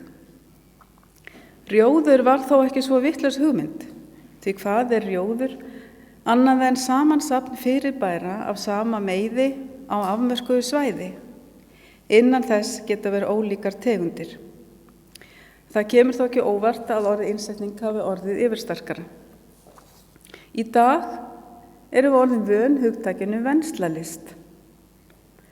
Fjölmargar vinnuaðferðir listamanna samtímans rúmast innan þessa mjög svo víða hugtaks. Orðið á rætur sínar að rekja til franska fræðimannsins Nicolas Bourriot sem á 9. áratugnum gerði margar tilraunir til þess að færa vinnuaðferðir og listaverk í orð, finna þeim heiti, skilgreina og skoða. Bourriot talaði reyndar eitthvað sem væri nákvæmara að þýða sem fagurfræði tengslana eða venslana. Vinnuaðferðir af þeim toga sem hann fjallar eru líka notuð orðin þátttökulist eða annað heiti sem að minnstakosti Hlynur Helgason hefur notað samfélagsverk. Og Hlynur bætti við öðru orði hérna áðan sem að mjög hafði ekki séð áður og finnst alveg ágætt og það var orðið tilgátu rými. En hvað er þessi venslalist? Bourriot skrifaði bók sína Esthétique relationnelle undir síðustu aldamót. Hann leggur áherslu á að kenning sín sé fagurfræðileg og segir meðal annars hana: Þetta er kenning í fagurfræði sem skilgreinir listaverk á grundvelli þeirra mannlegu samskipta sem þau setja framleiða eða koma til leiðar. Þetta eru listrænar framkvæmdir sem líta á mannleg og samfélagsleg tengsl sem hugmyndafræðilegan og praktískan grundvöll frekar en sjálfstæðan og persónulegan. Hlutverk listaverka er ekki lengur að móta eða forma ímyndaðar og útópískar myndir veruleikans, heldur í raun að vera lífsmáti og aðgerðir í veruleikanum á hvaða skala sem listamaðurinn velur. Og Bourriaud segir jafnframt og réttilega: list hefur alltaf verið venslalist á einhvern hátt í gegnum tíðina. Í henni er félagslegur þáttur og grundvöllur samræðu. Bourriaud líkir venslalistaverki við glufu í samfélaginu. Þar vitnar hann í Karl Marx sem notaði orðið glufa, interstis, til þess að lýsa viðskiptasamfélögum sem sleppa undan kapitalisma með því að komast hjá gróða, með því að nota önnur viðskiptaform en peninga, til dæmis eins og vöruskipti eða sjálfstyrktabúskap. Og hann leggur til að það sem hann kallar venslalistir, eða við höfum þýtt sem venslalistir, geti hugsanlega verið slíkar glufur á vettvangi viðskipta með sjónrænar framsetningar. Í nútímanum erum við auðvitað ekki að leitast við að finna sambærileg orð, eða orð yfir sambærilega hluti og þá sem Björn T.H. skrifaði um. Við þurfum ekki að finna ný orð í staðinn fyrir tilfinningahlaðin litanótkun eða kvik áferð, vegna þess að hvorki litanótkunin né hljómfallið er kannski það sem listaverkið snýst um. En hvað snýst það og hvernig er það?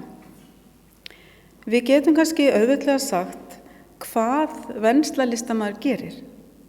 Í þessu tilfelli sagt frá öllu því ferli sem átti sér stað þegar að listamaður breytti húsnæði sem einu sinni var kirkja í mosku. En það kannski svolítið eins og að segja að listamaðurinn hafi farið út í búð og keypt blindramma, striga, grunn og olíuliti.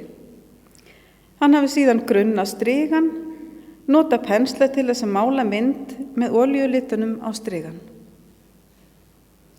En hvernig var svo málverkið? Við eigum ríkulegan orða- og hugtakaforða yfir það. En hvernig var listaverkið, eða moskan, eða innsetningin? Hvernig eigum við að nálgast það? Kannski er það þetta sem Bourriaud er að fiska eftir að skilgreina þegar hann fjallar mögulegar formgerðir venslalista. Það má líka velta því fyrir sér hvað er átt við með form. Ekki þessar hlutbundnu niðurstöðu listferlis, þar sem venslalistir byggja ekki á slíkum listhlutum, heldur er hugtakið opnara. Og þess vegna tölum við heldur kannski ekki form, heldur formgerðir. Það líka eðlilegt að hugsa sér að formgerðir venslalistar tengist venslum, eru kannski eins konar undirflokkar venslana. Listaverk vinna með, rannsaka, varpa ljósi á ýmiss konar vensl. Bourriaud nefnir nokkrar hugmyndir af formgerðum sem listamenn vinna með. Og það eru þeir sem að ég hef skoðað hérna í þessu erindi, en er svo sem til svona miklu ítalegri umfjöllun í hans skrifum. En það eru tengsl og samfundir, og nú var ég með bók á ensku, þannig ég er ekki með upprunalega frönsku orðin sem hefði kannski verið svona nákvæmara. En það látum það líka milli hluta. Þannig að það eru tengsl og samfundir, vinagleði eða félagslyndi og óvæntir fundir þar sem eitt rekst á annað, samvinna og samningar og það sem hann kallar aðgerðarraunsæi. En þetta er allt þættir sem maður má sjá í moskunni í Feneyjum. Og svo skulum við skoða aðeins nánar hvað er átt við með þessum formgerðum, hvað felst í þeim.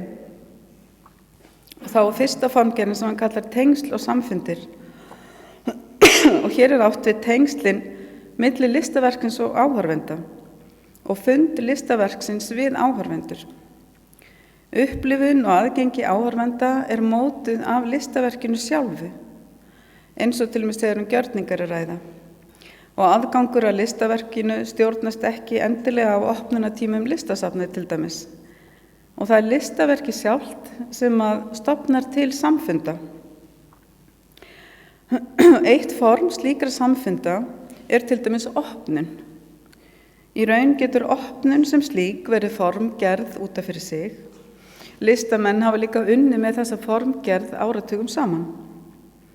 Og í moskunni þá var formgerðarþátturinn opnun mjög mikilvægur og á þeim tímapunkti var verkið lifandi á allan máta.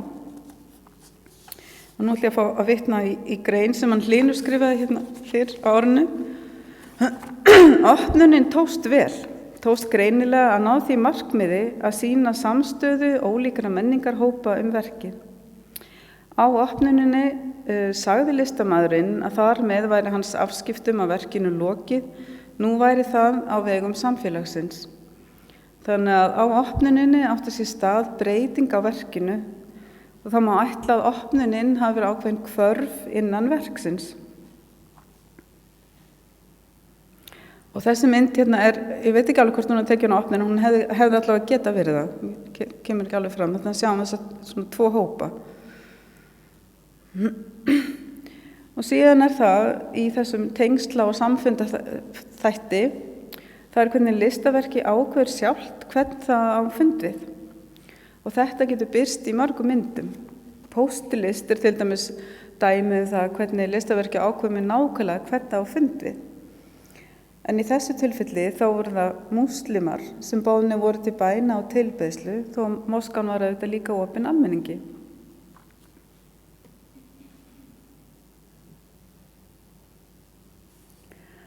Og síðan það sem að hann Bourriaud kallar vinagleði eða félagslindi og óvæntir fundir þar sem eitt rekst á annað. Og þá listamaðurinn tengir sjálfur eða leiðir ókunnuga einstaklinga eða hópa saman undir einhverjum kringumstæðum.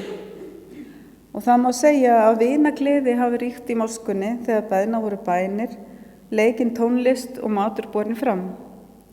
Og þessi formgerð, hún virkjar félagsleg tengsl innan samfélagsins.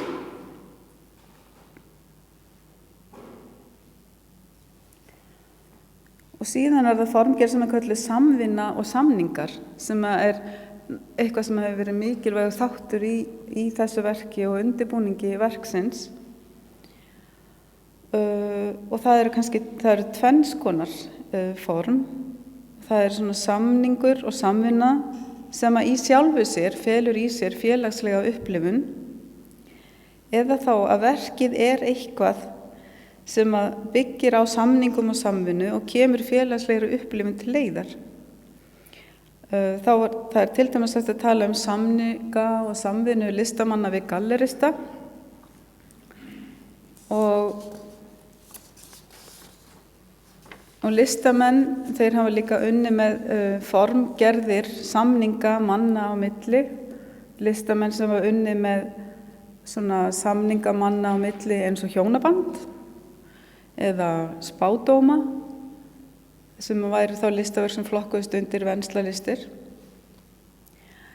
En í moskunni þá má sjá dæmi þetta þegar það sem eitthvað sem byggir á samningum og samvinnu kemur félagslegri upplifun til leiðar. Og síðan það innan verksins sjálfs minni samningar. Til dæmis var samið við bæði íslenskan, eða fleiri en einn aðila að leiða bænir í moskunni. Og verkið náttúrulega var undirbúið eins og hefur komið fram í samvinnu við og samningsbundi félagskap múslima bæði á Íslandi og í Feneyjum. Og síðan náttúrulega höfum við þá samninga sem að listamaðurinn gerir við bara sína hvað sem svona yfirboðara þegar hann sem sagt tekur að sér að skila þessu verki af sér í þessum samhengi.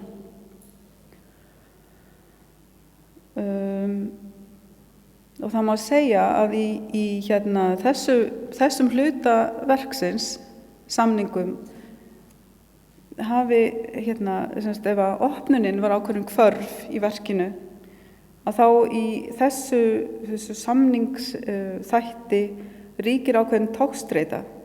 Það sem að allt þetta sem að við fórum í gegnum áðan, hvernig listaverkinu reyti af. Og síðan það fjórða og síðasta formgerðin og það það sem að kallað aðgerða raunsæi eða operative realism þar sem að við sveiflumst á milli ígrundunar og notkunar og virkni og hér komum við aftur að þessum tengslum á milli veruleikans og þess táknræna. En þetta segir Bourriaud að listamaðurinn tekur þátt í veruleikanum með framleiðslu á vörum og þjónustu og leitast við að skapa ákveðna tvíræðni eða margræðni í framkvæmdi sínum milli raunverulegs notagildis og fagurfræðilegra virkni. Og þetta á svo sannlega við þá tvíræðni sem skapast í Moskvu-listaverkinu. Það stendur eftir hvað við tölum þegar við tölum venslalist og þeirri spurningu auðvitað ekki svara hér. Fjölmiðla umfjöllun verkið einkennist af fréttaflutningi og þá komum við að því að það sem Bourriaud skrifar fyrir næstu 20 árum að síðan hefur auðvitað margt breyst og mætti segja maður getur hugsað sér að ein sterkasta formgerð þessa verks í dag mætti kalla fjölmiðla virkni eða fjölmiðla virkun, hvernig fjölmiðlar eru virkjaðir. Og að þetta verk áttist að manni finnst eins og maður hafi eiginlega ekki þurft að fara á staðinn til að skoða það, en það er líka spurning og ég held að maður hefði fengið aðra hugmynd af því að koma þarna inn. En við eigum í svolítið vandræðum með að orða svona verk og til dæmis hvað var þetta, hvernig var það í Feneyjum og þess vegna tók ég saman til dæmis bæði í íslenskum og erlendu fjölmiðlum hvað verkið hefur verið kallað. Og þá eru þessi moska, við vitum ekki hvort þetta var moska eða ekki, en það var kallað moska, íslensk moska, eins konar moska, raunveruleg moska, eftirlíkingamosku, ofur raunsæðisleg útstilling á mosku, moska í gamalli kirkju, íslömsk moska, moskulistaverk og bænastafði múslima. Og verkið var líka kallað verkefni, sýning, gerningur, sýningaverkefni, listaverk, gjörningur, innsetning, samfélagsverk, verk og síðan auðvitað framlag Íslands á Feneyjatvíæringnum. Og í erlendum fjölmiðlum þá var það reynilega það orð sem var kannski oftast notað, það var orðið innsetning sem hefur einhvern veginn getur rúmað allt en segir leið nákvæmlega ekki neitt.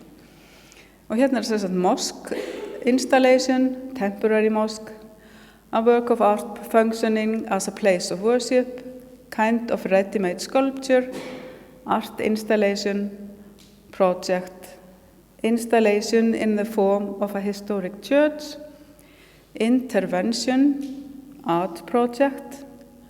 Og síðan voru hollendingarnir sem voru dálítið svona búin að hugsa þetta aðeins lengra og þeir komu með hugmyndir, já það var þarna list Moskva sem ekki alveg hvað það og síðan endurinnrétting og umbreyting.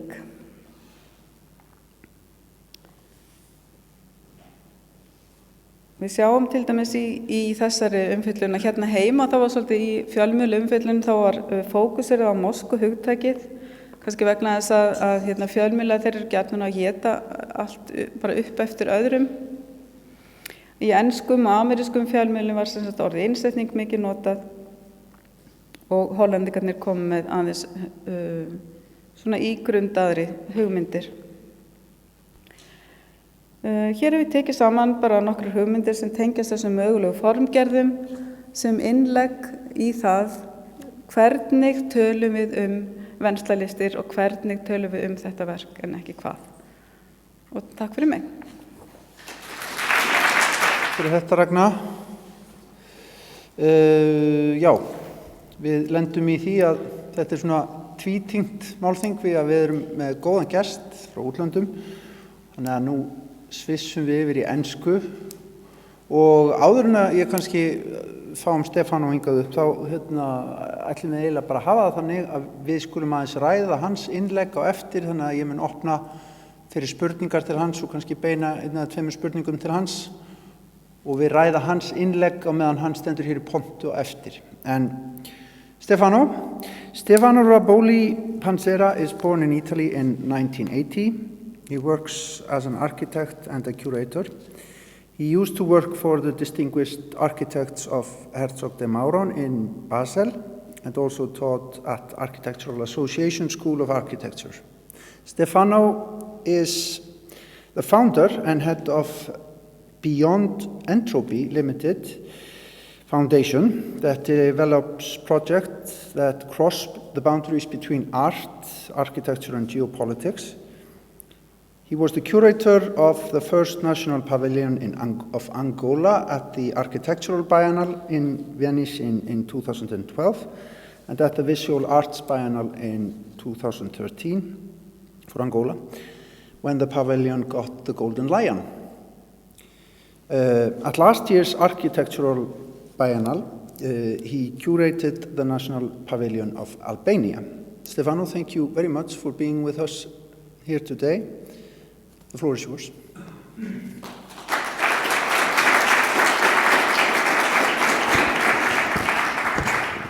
Thank you very much for the invitation. I'm delighted to be here. Christoph's work always raises a lot of challenges for people who have got to talk about it. In a way,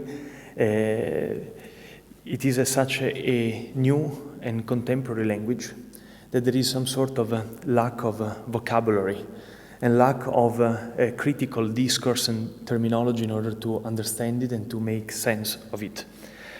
As an architect, I encountered for the first time Christoph's work in 2005 when he did an incredible installation in Kunsthalle Basel called Hall.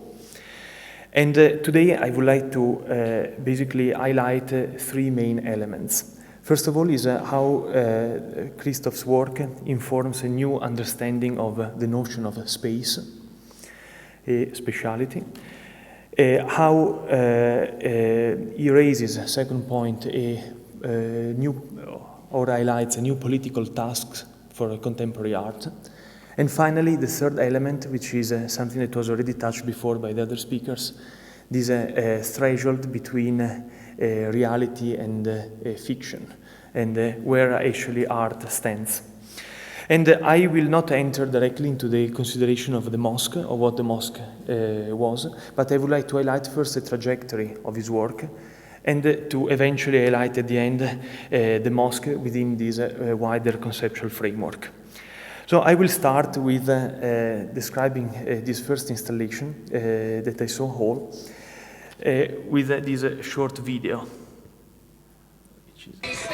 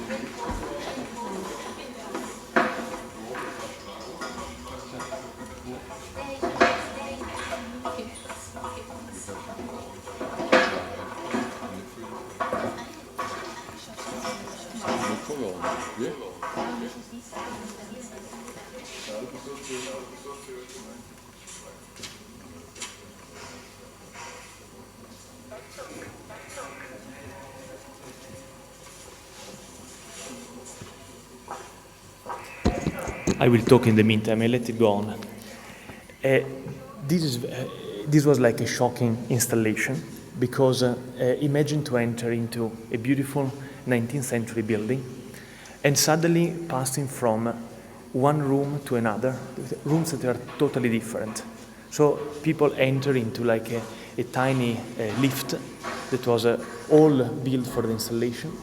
And there was like a tag outside saying all the people that suffer of heart problems are strongly discouraged to enter into Christoph's book installation. So people were really very alarmed. They didn't really know what to do with it.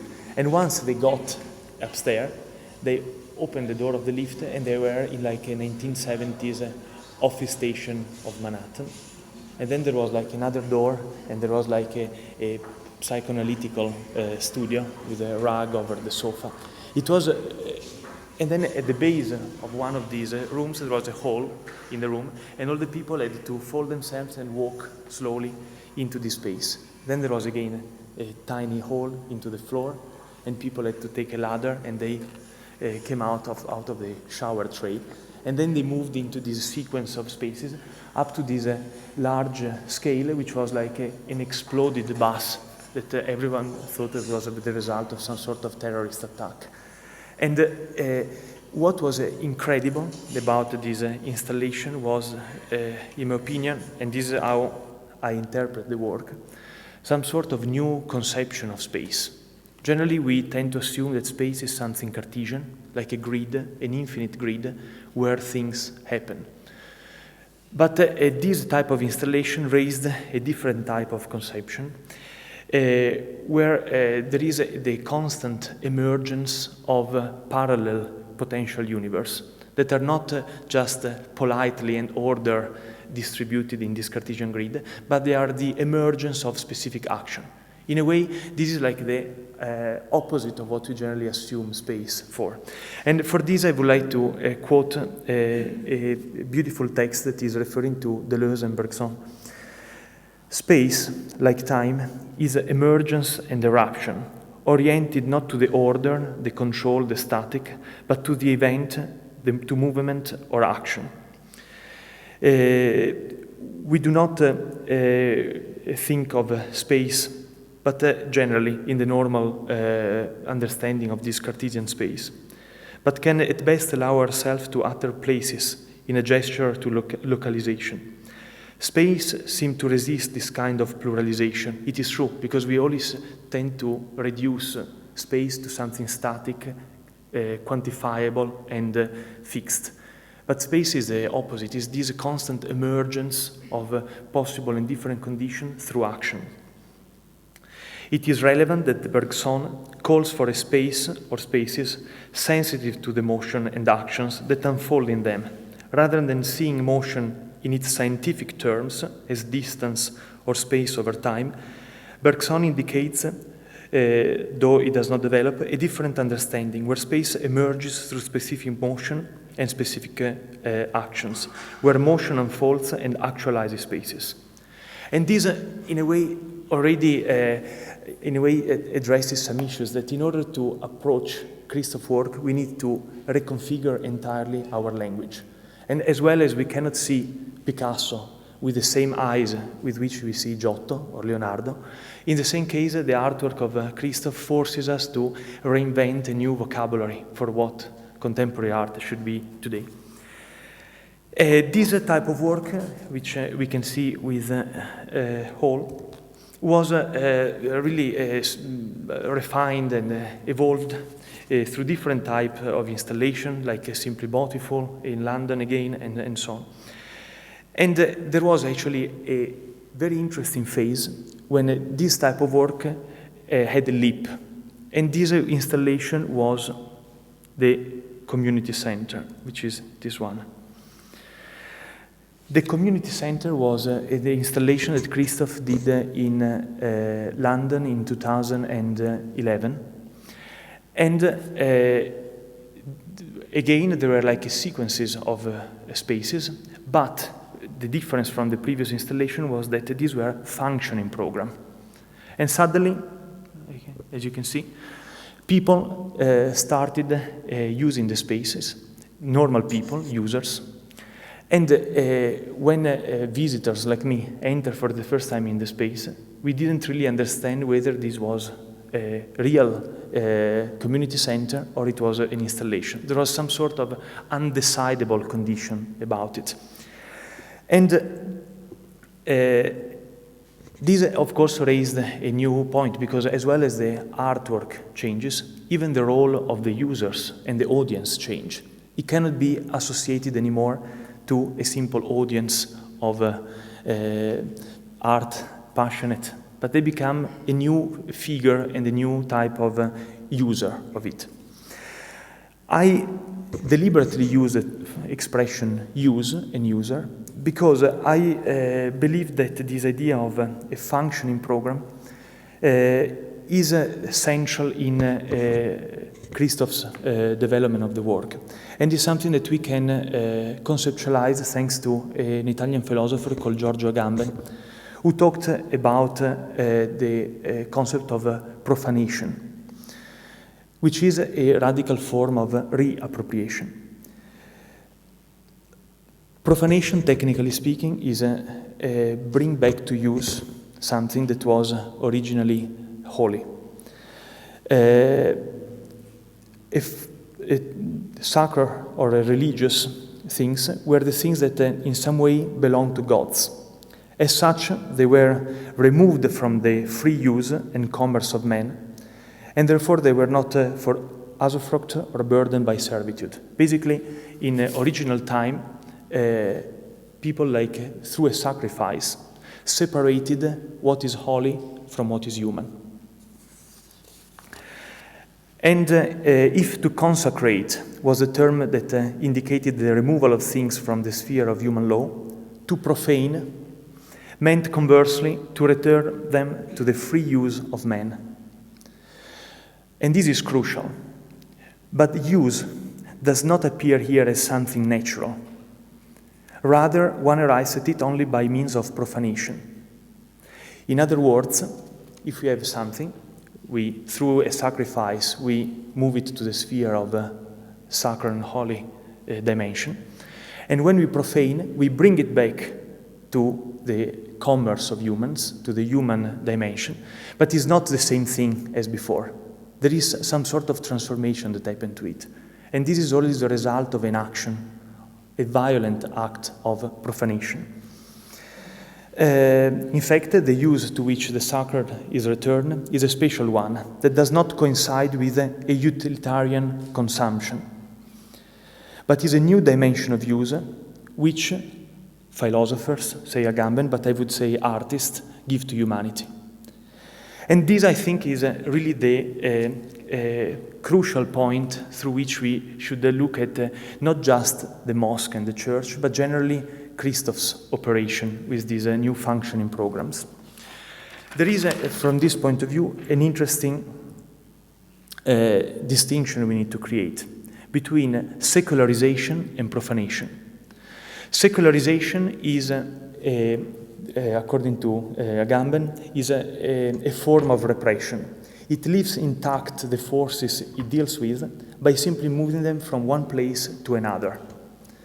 Thus, the political secularization of the theological concepts does nothing but displace the heavenly monarchy onto an earthly monarchy, leaving its power intact.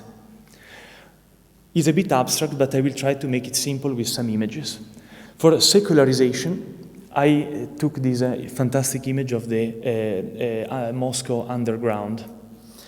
This was a moment when Stalin had to forbid the cult of Christianity, but he wasn't able to abolish it entirely.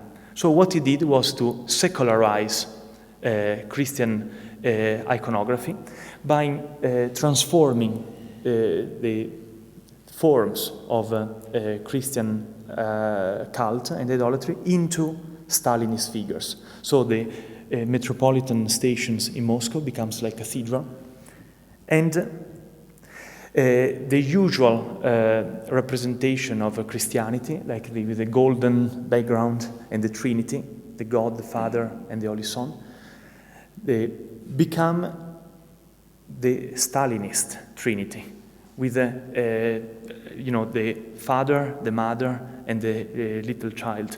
And in a way, there is what exactly Agamben describes, a displacement from the heavenly monarchy onto an earthly monarchy. And there is, in a way, the idea of power is preserved. Profanation, however, neutralizes what it profanes. It is a form to deactivation of what is profane. Once something is profane, that which was unavailable and separated loses its aura, and it is returned to use. So both secularization and profanations are political operations. The first guarantees the exercise of power by carrying it back to a sacred model. The second deactivates the apparatus of power and returns to common use the spaces that power has seized. In the previous presentation, unfortunately, I just got glimpses because my Icelandic is rusty. I was very surprised and happy to find a specific word by my colleague who talked about the over-capitalized times that we lived in. And it is true, because everything is now a commodity. And if there is a religion in our time, this religion is the capital. Capitalism as a religion is the title of one of Walter Benjamin's most penetrating fragments. According to Benjamin, capitalism is not solely a secularization of the Protestant faith, but is itself essentially a religious phenomenon. And when you actually consider our society and the way we live, everything is permeated by this cult of capitalism. It is a cultic religion that everything has a meaning only in reference to the fulfillment of a cult, not in relation to a dogma or an idea. Actually, the fulfillment of the cult is just that we need to buy as much as possible. We buy, and this is not in order to comply with something of an higher state, but it's simply for the consumption itself, first. Second, the cult is permanent. There are no work days and no holidays, but there is a single uninterrupted holiday time in which work coincides with celebration of the cult. It is actually true. We needed to consume all the time. Third, the capitalist cult is not directed towards the redemption from one guilt, but is towards guilt itself. And this is typical. I mean, when we buy something, we are not happy with it, but in a way we are always triggered to consume more. And this is like capitalism can be seen as this cult where we are obliged to consume more and more and more. And the more we consume, the more we want to consume. This is important because in the commodity, what is happening is that the object is transformed into an ungraspable fetish. The same is true for everything that is done, produced or experienced. The human body, the sexuality, the language, the landscape. Imagine in Iceland now that even the landscape becomes a commodity and we treat volcanoes as a fetish. It is unfortunately true. And I'm Italian and they come from a country which is like the Frankenstein laboratory because history became a fetish. Every monument is a fetish, and this is something very important from Christoph's work. You need to place this wonderful experiment of the mosque into a context of the city where you cannot do anything because everything has been frozen and museified. Everything becomes a museum in Italy. Everything becomes a fetish. In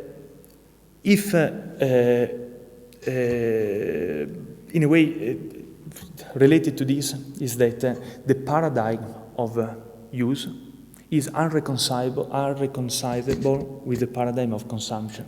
In other words, we start consuming in the moment where we are unable to use things anymore. And this becomes very clear with the church of Christoph. In the moment when we are not even able to use this church anymore, because it was desecrated, it was used as a church, we start suddenly museifying and we transform everything into a museum.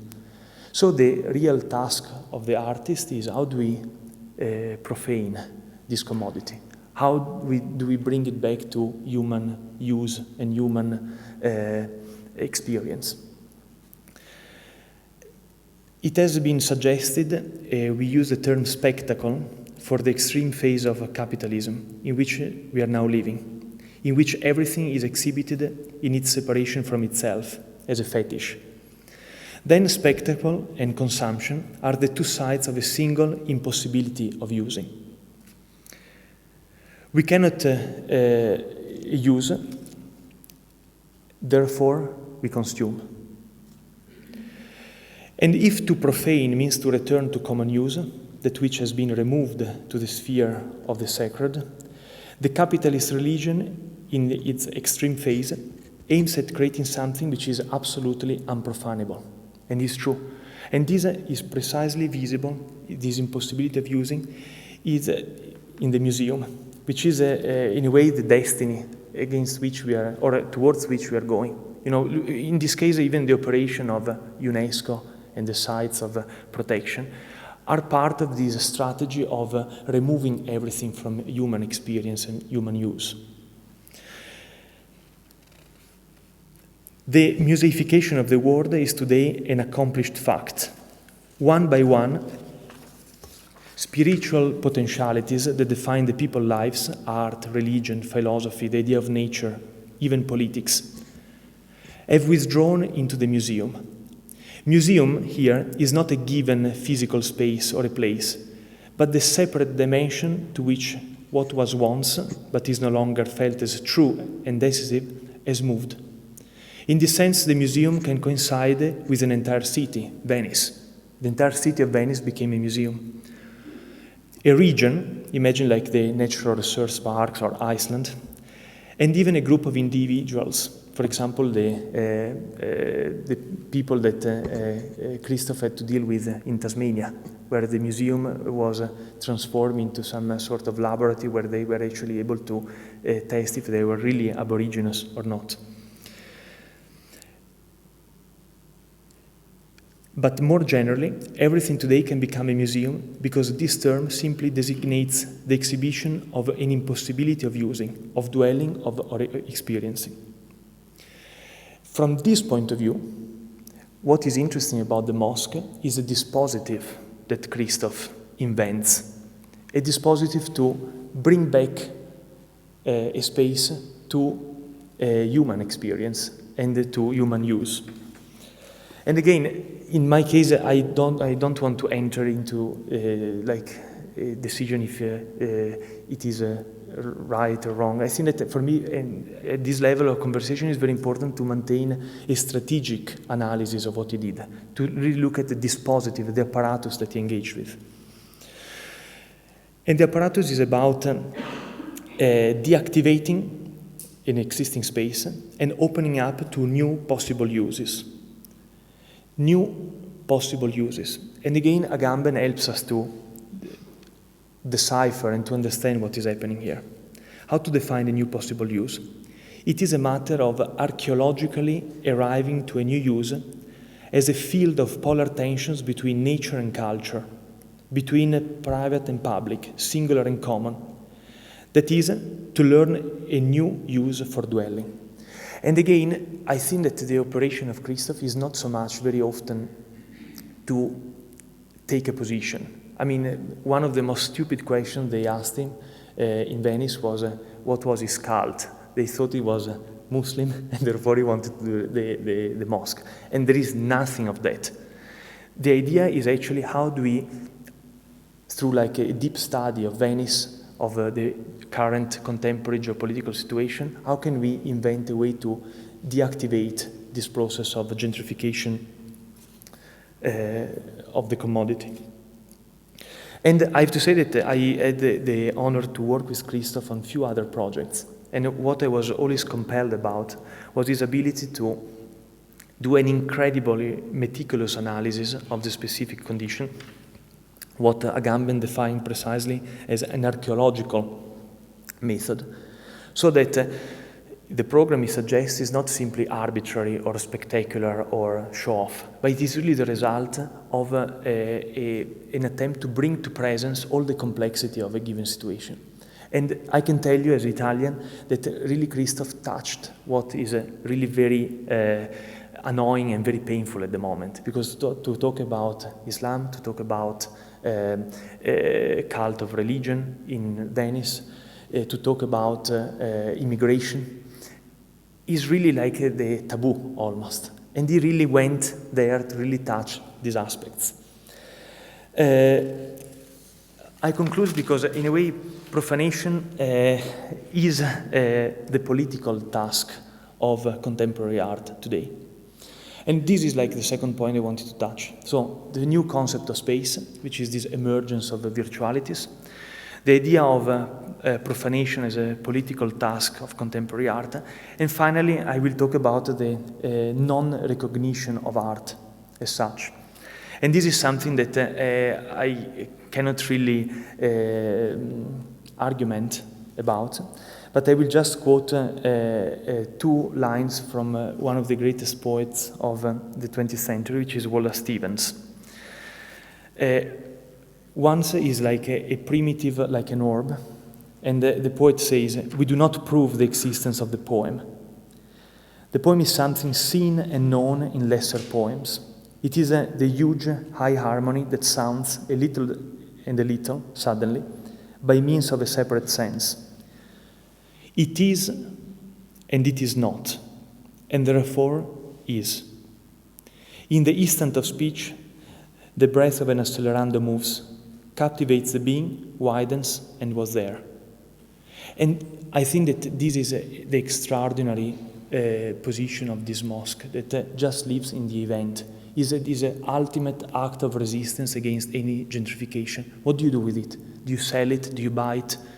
The difference with the works that before the gentleman showed with Jeremy Deller and with Gregor Schneider is what do you do with the mosque? It's just this incredible moment of experience and event that cannot be reduced to any commodity, any object to be sold, to be traded. And I will conclude with another poem, always by Wallace Stevens, whose title is Description Without a Place, which I think is a wonderful definition to say what Christoph's work is about. And the poem starts with this: it is possible that to seem is to be, and the sun is something seeming, and it is. The sun is an example. What it seems, it is, and in such seeming, all things are. Thus things are like a seeming of the sun, or like a seeming of the moon, or the night, or sleep. Thanks.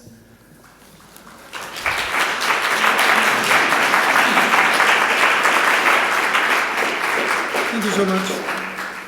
Thank you so much, Stefano. Stay a while, because I am going to ask if there are any questions for Stefano at this moment. To seem is to be. It's a good thought in this respect. But are there any questions? And there's a mic in the room if you want to address Stefano. Ja, kan du bara? I found this a very interesting speech, and especially this idea about profanation. And we have done this contradiction of making something profane by a sacred performance. This becomes, of course, something problematic, especially for those who are performing. I think we could maybe understand it better if we would have, instead of making a mosque inside this church, if we have taken, for example, tried to make an Icelandic Lutheran church inside this old Catholic one, and got an Icelandic priest and Icelandic community to pray there and perform the Lutheran Protestant religion, and what would have changed with that? I just wonder, what would change the context? That would be a kind of a profanation, especially for the Lutherans, I think. I think that you can stay here. I think that there are two issues here. If it was an Orthodox or Protestant church, it definitely wouldn't have had the same violent act of profanation. But the same thing happened with the space, because I remember that there was a moment when the church was not found, was not available, and one of the ideas were to occupy a space close to Piazzale Roma, which is like a garage space. And Christoph was quite disappointed about it, and he was right, because again, it wasn't really an act of profanation. It couldn't have been so relevant. In a way, the profanation is this moment when it really hurts viewers and spectators. And if it was a Protestant, Christian Protestant cult and ceremony, we would probably not talking about it now, because it would be totally innocent and digested. And I think that the fact that we question now whether this is art or not is a proof that it's really art. And, yeah.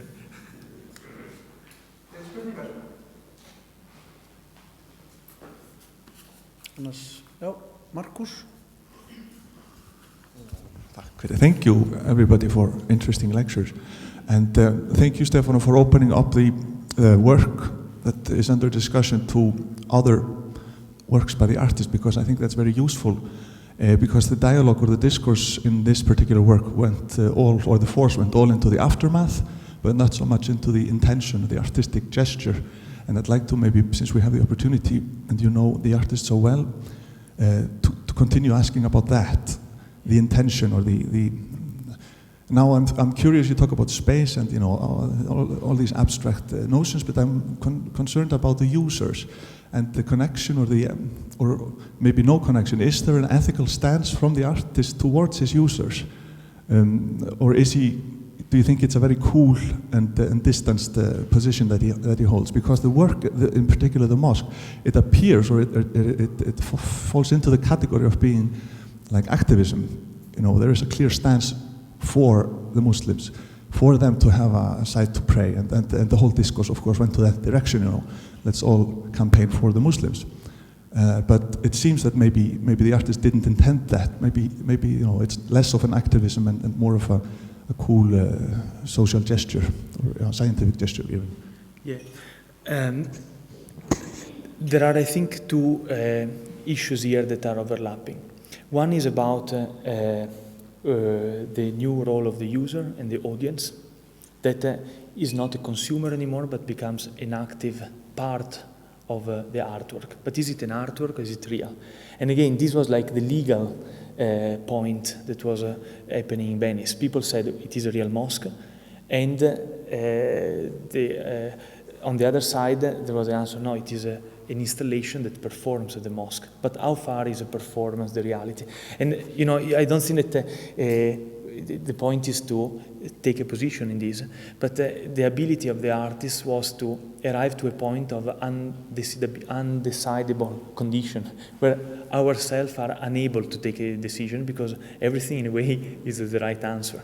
And this is actually what in Greek culture is called a tragic moment, when whatever you do is wrong or whatever you do is right. And this is really the tragic condition, when the philosophical knowledge encounter an impasse. And to produce that, it requires extraordinary intelligence. And I think that Christoph, from this point of view, spotted it right.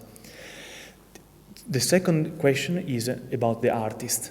Up to which point the artist says all that he means, and where does he say more or less? And I think that Christoph's choice not to talk about his own work, not just the mosque, but generally, he never really releases interviews and so on, is a very appropriate and correct position.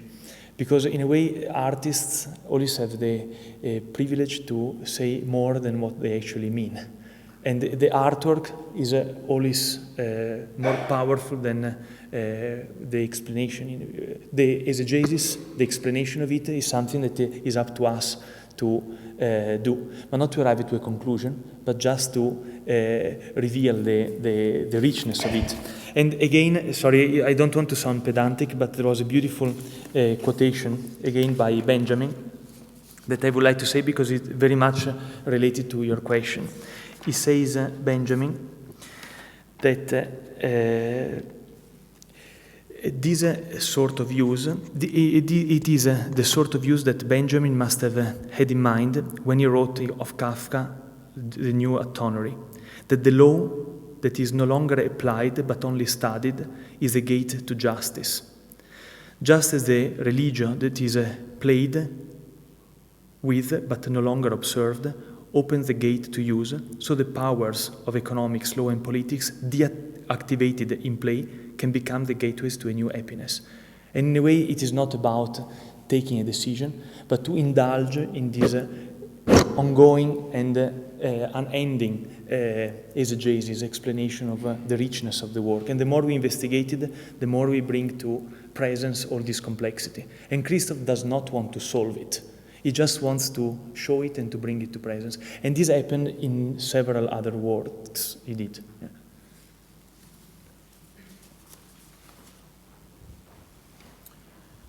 Fleiri spurningar? Já, Halldór? Já. Við að koma upp eða... Hi. Yeah.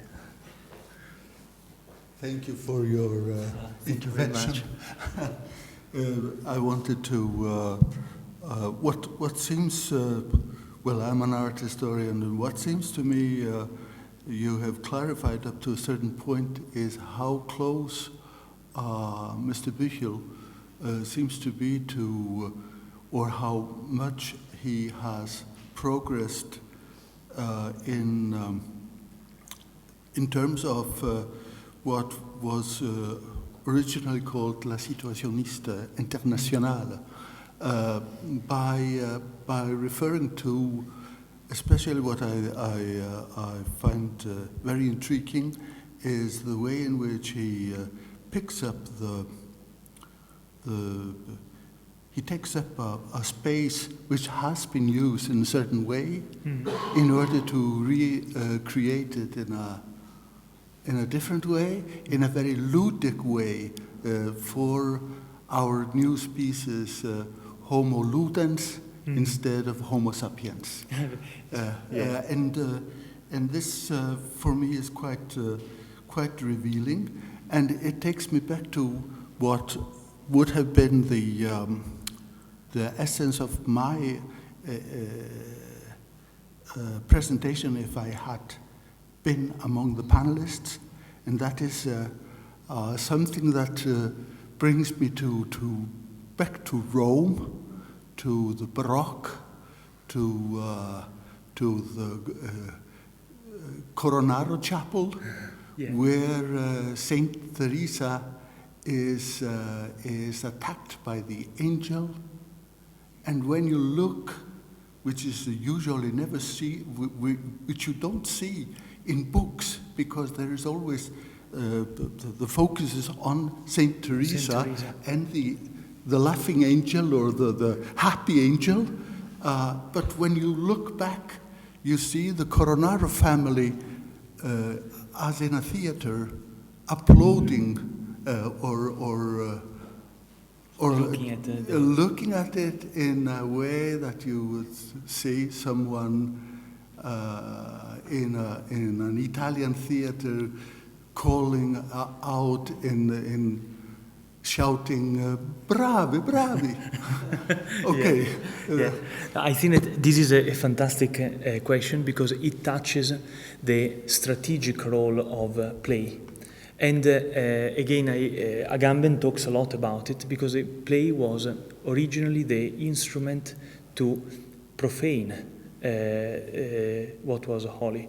And for example, they say that the football game is actually the reenactment of the battle of gods to appropriate the sun, which is a beautiful thing. And again, when you look at still now, kids playing, they take something, they deactivate it because they remove it from its own context, and they invent a new use for it. So in a way, there is something very serious about the role of playing, and the Homo ludens is probably the form of negligence that could free us from the destiny of consumers, in a way. Yeah.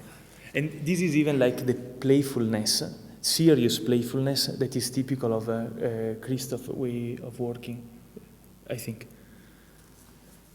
Since Halldór brought us into the Italian theater for a while in Rome, Maybe you could tell us a bit about, you touched upon it in your lecture, a bit about the sort of response in Italy to the mosque in Venice, outside of Venice, because we've heard a lot of things about what the city officials had to say about the issue, but was there a more general discussion elsewhere in No, I think that from this point of view, I can say that the mosque, from the mediatic point of view, was by far the most successful pavilion of Venice this year, because if you ask people in the art world and outside what they remember of this biennial, I don't think that many people know which one was the winning pavilion. People basically just remember the mosque. And again, the controversy that it raised in Venice and outside, because this is like not even a national, this is like a continental issue, became so relevant and so important. And I would like even to specify one thing, that again, the position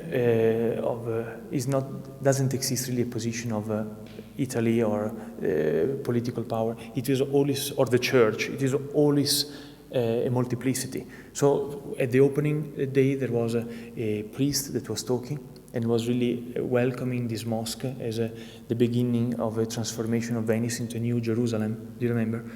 Which was actually one voice of the church. And then there were other positions within the church that were more conservative. The same thing happened with the political power or the politicians in Italy. Some of them were welcoming this form of art and this mosque as a way of opening up cultural boundaries, and others found it outrageous. But is definitely, the good thing about Christoph, he doesn't need really some sort of a PR agency, because he does everything on his own and he does it so well that, he always had huge coverage. Þá setjumst við hérna við borð og við höfum örugglega eitthvað eftir að ræða eitthvað fleira, held ég. Ef að frummælendur getur fengið sér sæti við borðið, og eins Björg Stefánsdóttir frá Kynningarmiðstöðinni, þá höldum við endilega áfram.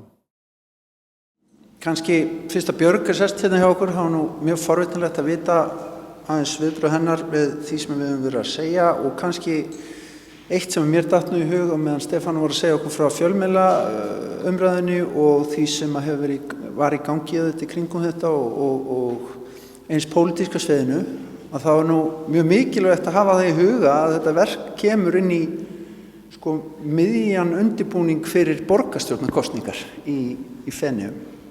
Það hlýtur að hafa haft mikil áhrif, er það ekki, að í öllu þessu ati?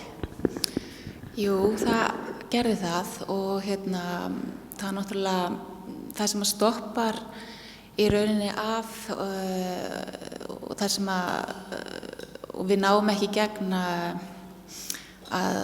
halda moskunni opinni eru eingöngu pólitískar ákvarðanir. Það eru, og það sem við erum að eiga við þarna á þessu tímabili það er engin borgarstjóri við völd í Feneyjum, og við erum eingöngu að eiga við embættismenn borgarinnar, og en við náum í gegn þarna að opna sýninguna eins og hefur komið fram hérna í dag, og en það sem að gerist hérna í kjölfari, til dæmis eins og það sem að Hlynur var að tala um, að það hefði verið 130 manns þennan dag sem voru teknar þessar myndir. Það er til dæmis, ég hef þær upplýsingar frá sýningarstjóra sem var á staðnum akkurat þennan dag, og hún stóð við dyrnar, og þegar voru komnir 100 manns inn í sýningarrýmið, þá ætlaði hún að loka hurðinni. En lögreglan sem var einnig á staðnum bannaði henni það, og að því að þá var hún að loka flóttaleiðum út. Þannig gátu þau ekki hamla því að kæmu fleiri en 100 manns inn í sýningarrýmið. Þannig að það eru margt svona sem að spilar inn í þetta, og allar þær ástæður sem okkur voru gefnar upp fyrir lokunni eru svona okkar mati leikur að í kringum reglur og svona verið að notfæra sér hluti sem í rauninni eru kannski ekki alveg eins og þeir segja þeir hafi verið. Til dæmis með þessa búð sem tekin fram þarna og var til sýnis að við höfum ekki haft leyfi fyrir því að selja. Það náttúrulega bara einhver algjör vitleysa og ýmislegt þar fram eftir götur. Það var aldrei neitt í sölu og aldrei neitt selt. Þannig að það er svona ástæðunar fyrir lokunni frá lokunni á þessu verki eru eingöngu pólitísks eðlis. Og alltaf að breytast líka. Spurningar úr sal?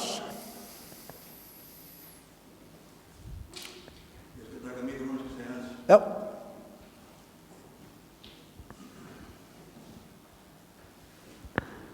Kannski heyrið að mig, kannski betra að ég segja eins svona því að ég get leiðrétt smá misskilning og svona, ég hugsa að hafi engin eitt meiri tíma inn í þessu rými sem við sjáum þarna heldur en ég. Og ég hitti Kristóf einu sinni áður en þetta var, svo hitti hann vikuna áður. Ég benti Nínu aðeins bókmenntir meðan voru undirbúið þetta, en þetta er ótrúlega gott verk og Kristóf gerir þetta algjörlega einn. Og það er ótrúlega smámunir sem er þarna sem þið sjáuð ekki. Og mér finnst listfræðingarnir hérna ágætu, Ólafur Gíslason sérstaklega segir nei við því að þetta sé einhvers upplifun, einhver listrænni, dulin tilfinningu. Fólk fór að gráta þarna inni. Ítalinni fengu gæsahúð, múslimarnir fóru að gráta. Og mér finnst þið missa af, sérstaklega listfræðingar missa af því að það sem við sjáum þarna, að það var ekki plan B að fá annan stað. Það var plan Ö. Þetta er verk hannað inn í kirkju.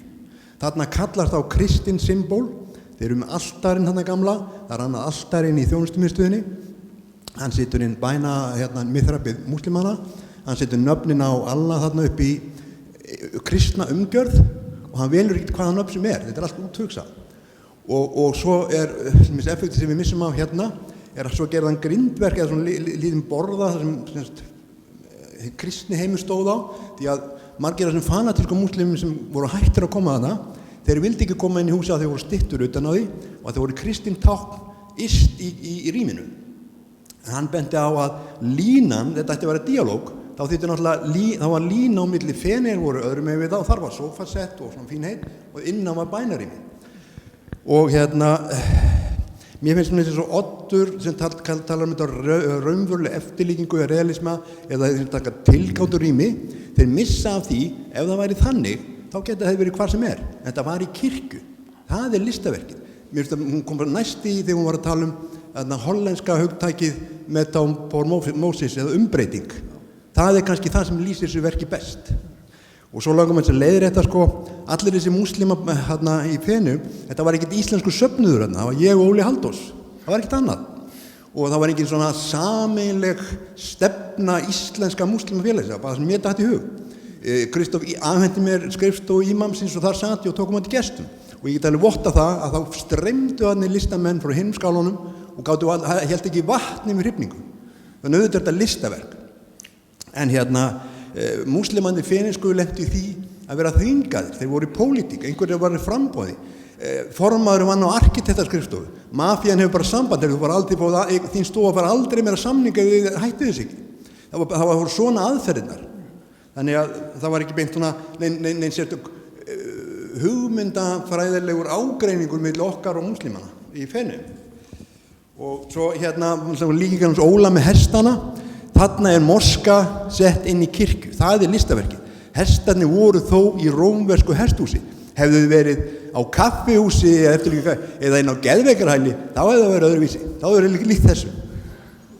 Áður nú sleppi mikrofónunum, fyrirgeðu. Það langar mig að bera eitt undir þig sem að koma fram í máli Ólafs einmitt, að þessi spurning sem er sett fram, hvort að þarna sé á ferðinni bænahald eða sýning á bænahaldi, einhvers konar presentasjón. Þú aðeins að bregðast við því. Ok, ég hefði getað haldið miklu lengri tölu, ég var nú að stytta mig. En ok, sýning á bænahaldi og vanvirðing á bænahaldi er ekki til umræðu. Bænahaldið múslimska, það er skipulagt fyrir 1400 árum, það var ekki skipulagt þarna, eins og Feneyjar borgarstjórnin vildi segja, þeir eru að skipuleggja bænahald. Múslima fylgir með sólinni, þegar hún ákveðin stöðum, þá streymir menn til bæna. Þarna var allt inni komin bænastaður, listaverk, og það engin helgun, það engin sérstök athöfn sem helgar mosku, eða afhelgar. Moskur, ég held að moskur hafi ekki verið lagðað niður nema nokkrum hefur breytt í kirkjur, en menn koma bara til bæna áfram. Ef það eru 4, þá ræð á föstudögum. Þannig þetta var aldrei neitt skipulegt samsæri annað bara þá 1400 gamall aðferði við bænahald. Og svo var annað í samspilin hann milli, og það var eitthvað Kristóf afhendir þetta verk og hann klárar það, og ég hafði þann heiður að umgangast þarna í 3-4 vikur, töluðum mikið saman list og trú og þetta ótrúlega útpælt hjá honum, en það sem hann kann náttúrulega ekki reikna með og ég ekki heldur, ég vissi þetta spesial, en þessi samskipti milli múslima hópana, þarna heiti ég 14 manna ímama á leið til Istanbul komum við í fenum, ég heiti þarna marokkanskar kvennfélög, ég heiti þarna kennara frá Tyrklandi, og allir hittust þarna alveg óvart, og samspilið, og það sem gerir þetta uník, það sem gerir þetta ekki eftirlíkinga mosku, heldur eitthvað alveg spes, það engin svona mosk í heiminum, það sem múslimar hittast á þennan hátt, nema þá möguleg Mekka, en þá er líka farin í alveg ákveðið ferli. Þarna myndaðist samtal og menning á staðnum, og ef það ekki listaverk þá veit ég hvað það Ólafur, má ég fá þig til að bregðast til þessu, það að segja þessum vinkli á málinu sem samtal að því virðist milli trúarbragða einmitt af því að þetta sett upp á þessum stað sem áður var kaþólsk kirkja. Já, ég alls ekki á móti samtali milli trúarbragða og það kann að vera. Það vill svo til að við eigum eina merkilega kirkju á Sikiley sem var reist af Normannakonungunum á 12. öld sem með hvelfingu sem gerð af múslimum og gerð með íslenskri listfengi og á hliðarveggjum þessarar kirkju líka gyðingleg tákn.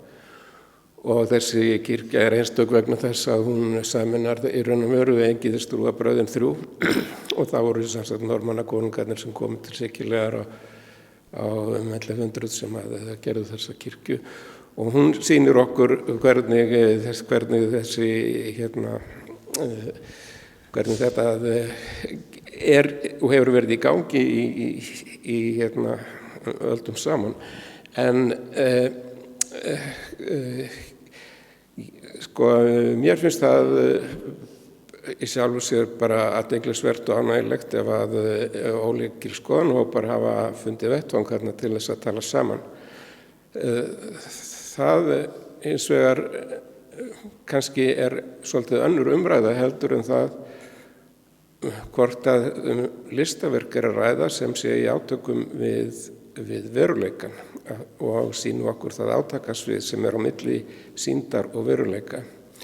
Ég bara ekki búin að átta mig alveg á þessu, ég var sjálfur ekki viðstaddur þarna og gerir mér ekki fullkomlega grein fyrir því hvað þarna gerðist, en það má enginn skilja það þannig að ég sé á móti því að fólk tali saman og ræði trúarbrögð og annað. Þetta sem aðeins með mikrofónum sjálf? Já, takk. Mér langaði bara að spyrja út af einu sem hefur komið fram í erindum ykkar og í upptalningu þinni Hlynur hvaða virkni var í gangi og atburðarás. Það þetta moment að listamaðurinn segi sig frá verkinu og kannski beini upp spurningum til Bjargar sem hefur kannski svona þessa praktísku hliðar á hreinu. Þú veist, í hverju fólst það? Var það sem sagt fyrirhugað og í hverju fólst það og stóð það heima? Sem sagt, í þínum huga? Ég held að það náttúrulega bara hluti af hvernig Kristóf vinnur og rauninni ekkert einsdæmi. Ég held að það rauninni eigi við öll verk sem hann hefur gert eins og til dæmis Community Center í London sem við sáum myndir af áðan. Þannig að, já, ég myndi segja að það hafi í rauninni hann hafi algjörlega látið þetta bara í hendur, kannski ekkert endilega múslimasamfélagsins í Feneyjum og múslimasamfélagsins á Íslandi, heldur bara í hendur áhorfenda og þáttakenda og allra sem komu þarna inn og þar af leiðandi voru þáttakendur í verkinu. Síðan aftur á móti náttúrulega þegar verkinu er lokað, þá augljóslega erum við áfram í samstarfi við Kristóf kynningarmiðstöðin við það að reyna að fá það aftur opnað. Þannig að það er kannski spurning hvort að hann í rauninni, hvort við getum sagt að hann komi þannig aftur að verkinu, en hann gerir það náttúrulega að vissu leyti að sjálfsögðu. Fleiri spurningar? Já, fyrir þá sem ekki vita þá er ég formaður stjórnar kynningarmiðstöðvarinnar, þannig að maður er búinn að vera með að fylgjast með þessu frá upphafi og komið að því. Ég vil bara bæta aðeins inn í þetta vegna þess að þessi samræði vettvangur sem var ræða, hann á sér öll fleiri hliðar. Á opnuninni þá talaði ekki bara kaþólskur prestur og ímam, heldur líka rabbíni, gyðingarabbíni, og það voru þarna fjöldi gesta frá öðrum viðhorfum. Það sem að vísa svolítið til með í upphaflegri kynningu á þessu var einnig þessi hugmyndum að sköpun á svona vettvangi kæmi norðan úr Ballarhafi frá lítilli þjóð sem að er hlutfallslega, skulum við segja, ekki komin í þá stöðu sem margar Evrópuþjóðir, og tala nú ekki Ítalíu og aðrar, eru komnar í varðandi mikilvægi þessa samtals sem að var verið að stofna til þarna. Það var líka hluti af umgjörðin í þessu, og þessi áhersla á burtséð frá því eðli listaverks eða ekki sem að hér hefur verið nefnt þá eðli þess samtals sem að var verið að hvetja til kom kannski líka fram í því að meðal annars að vitna til orða í upphafskynningu verkefnisins þar sem að mennta- og menningarmálaráðherra talaði þetta fyrir okkar hönd sem samráðsvettvang, sem samtalsvettvang. Það var meðal annars vitna til þeirra orða í fjölmiðlum í Ísrael mikilvægi samtals milli Ísraelsmanna, þar að segja gyðinga og Ísraelsmanna og nágranna þeirra af íslams trú. En bara til að bæta við líka í sambandi við þetta þegar að Kristóf segir eftir opnunina að nú sé verkið í annarra höndum, þá var hann í mínum huga fyrst og fremst þar að vísa til þeirra miklu dagskrár sem hafði verið innbyggt í verkefnið og var fyrirhugað að héldi áfram. Það verið dagskrá kynningafunda, fræðslufunda, samræðufunda, meðal annars var talað íslensku námskeið og fleira þess áttar fyrir þá sem hefðu áhuga á því.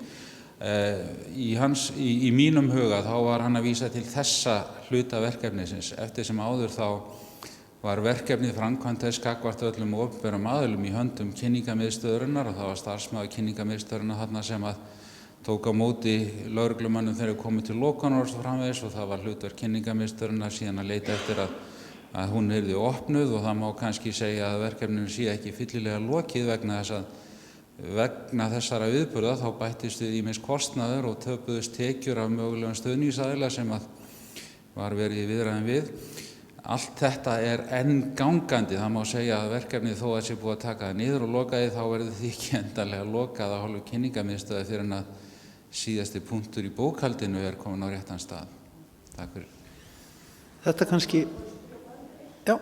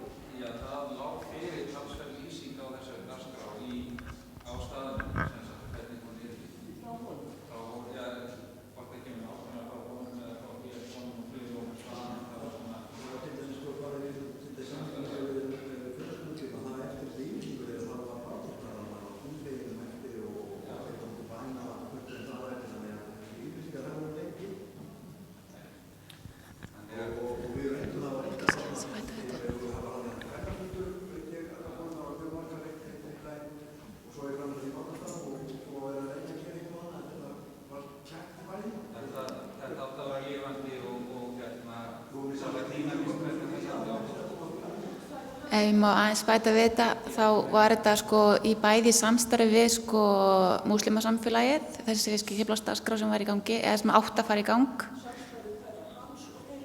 Já, sýningarstjóra, listamannsins og þau höfðu svona unnið við það að fá fólk úr muslimasamfélaginu í Feneyjum til þess að vera með fræðsludagskrá í moskunni, þar sem að allan tíman, alla þessa 6 mánuði og einnig bara Feneyjabúa. Til dæmis voru margar kennslukonur í Feneyjum sem að þau voru búin að vera í samráði við varðandi það að halda námskeið í bara hinum ýmsustu hlutum. Alls konar krafti og útsaumi og bara svona feneyjskum hefðum og sem og tungumálakennslu og önnur fræðslukennsla. Fleiri spurningar?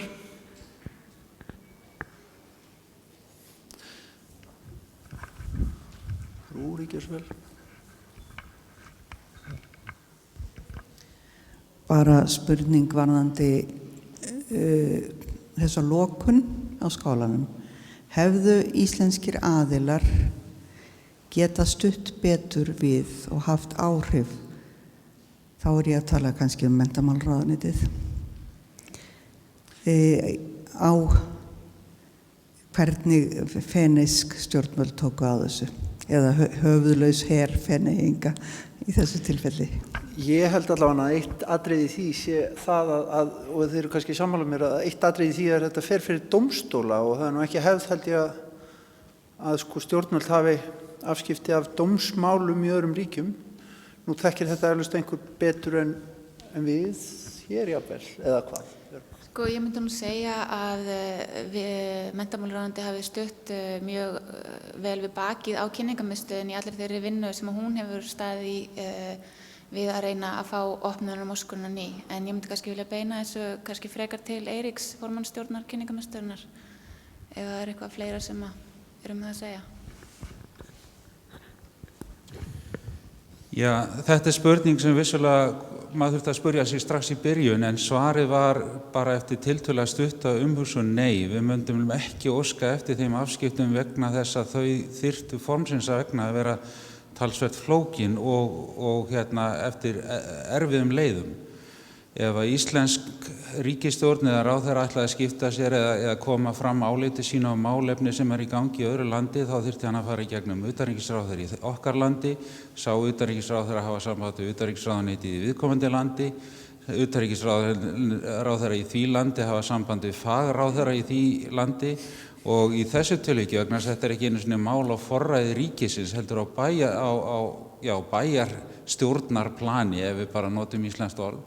Þá er alveg fráleitt að hugsa sér slík afskipti vegna þess að það kunna, með sama hætti getum við ímyndað okkur ef erlend ríkisstjórn ætlaði að fara að skipta sér að málefnum Kópavogs vegna tónlistasafnsins, bara svona tæki svona ýkt dæmi, þá getum við ímyndað okkur hvaða leiðir það væri og hver afstaða hér á landi, hvað þá í Kópavogi yrði gagnvart því. Þannig að bara eftir stutta umhugsun þá var það okkar niðurstaða að við myndum alls ekki leita eftir slíku og við myndum alls ekki taka undir þrýstingi í þá átt. Það væri bara ekki málum til framdráttar, við yrðum að vinna innan þess laga umhverfi sem að máli væri í og það var að fara með þetta fyrir svonefndan stjórnlaga dómstól þarna fyrir þetta svæði til þess að fá þessu banni aflétt á meðan þetta virkar eins og lögbann hér á landi og að lögbannskröfunni eða sem sagt banninu yrði aflétt á meðan að það færi þá fyrir venjulegan dómstól til að dæma skera úr það. En þegar að sá dómstól, sem sagt stjórnlagadómstólinn úrskurðaði að þeir ætluðu ekki að lyfta þessu, þá var sem sagt okkar kostur sá að fara með þetta fyrir venjulegan dómstól, fylgjaði eftir þannig, en það sem við gátum nú ekki lítið á það sem okkar hlutverk að tryggja málfrelsi á Ítalíu, það var í ítalskra yfirvalda sjálfra, þá hafði það engan tilgang fyrir okkur. Það var alveg ljóst að við fengjum þetta ekki opnað og þar af leiðandi var framhald málsins ekki íslenskum sýningaskála viðkomandi í rauninni. Þannig einfalda svarið er nei, við vildum ekki stjórnvöld, við fórum löglega leið og hún skilaði ekki árangri. Kannski varðandi þessa hlið málsins, þá náttúrulega að því mér finnst skrítið að það búið að samþykkja skálan sem hluta af tvíæringnum og þaðan virðist ekki koma neitt stuðningur heldur. Er það nú? Nei, það er svona það sem okkur þykir kannski sorglegast í þessu máli er það að við svona, maður getur skilið þessa pólitísku hlið og það er rauninni kannski ekkert sem að kemur á óvart þar.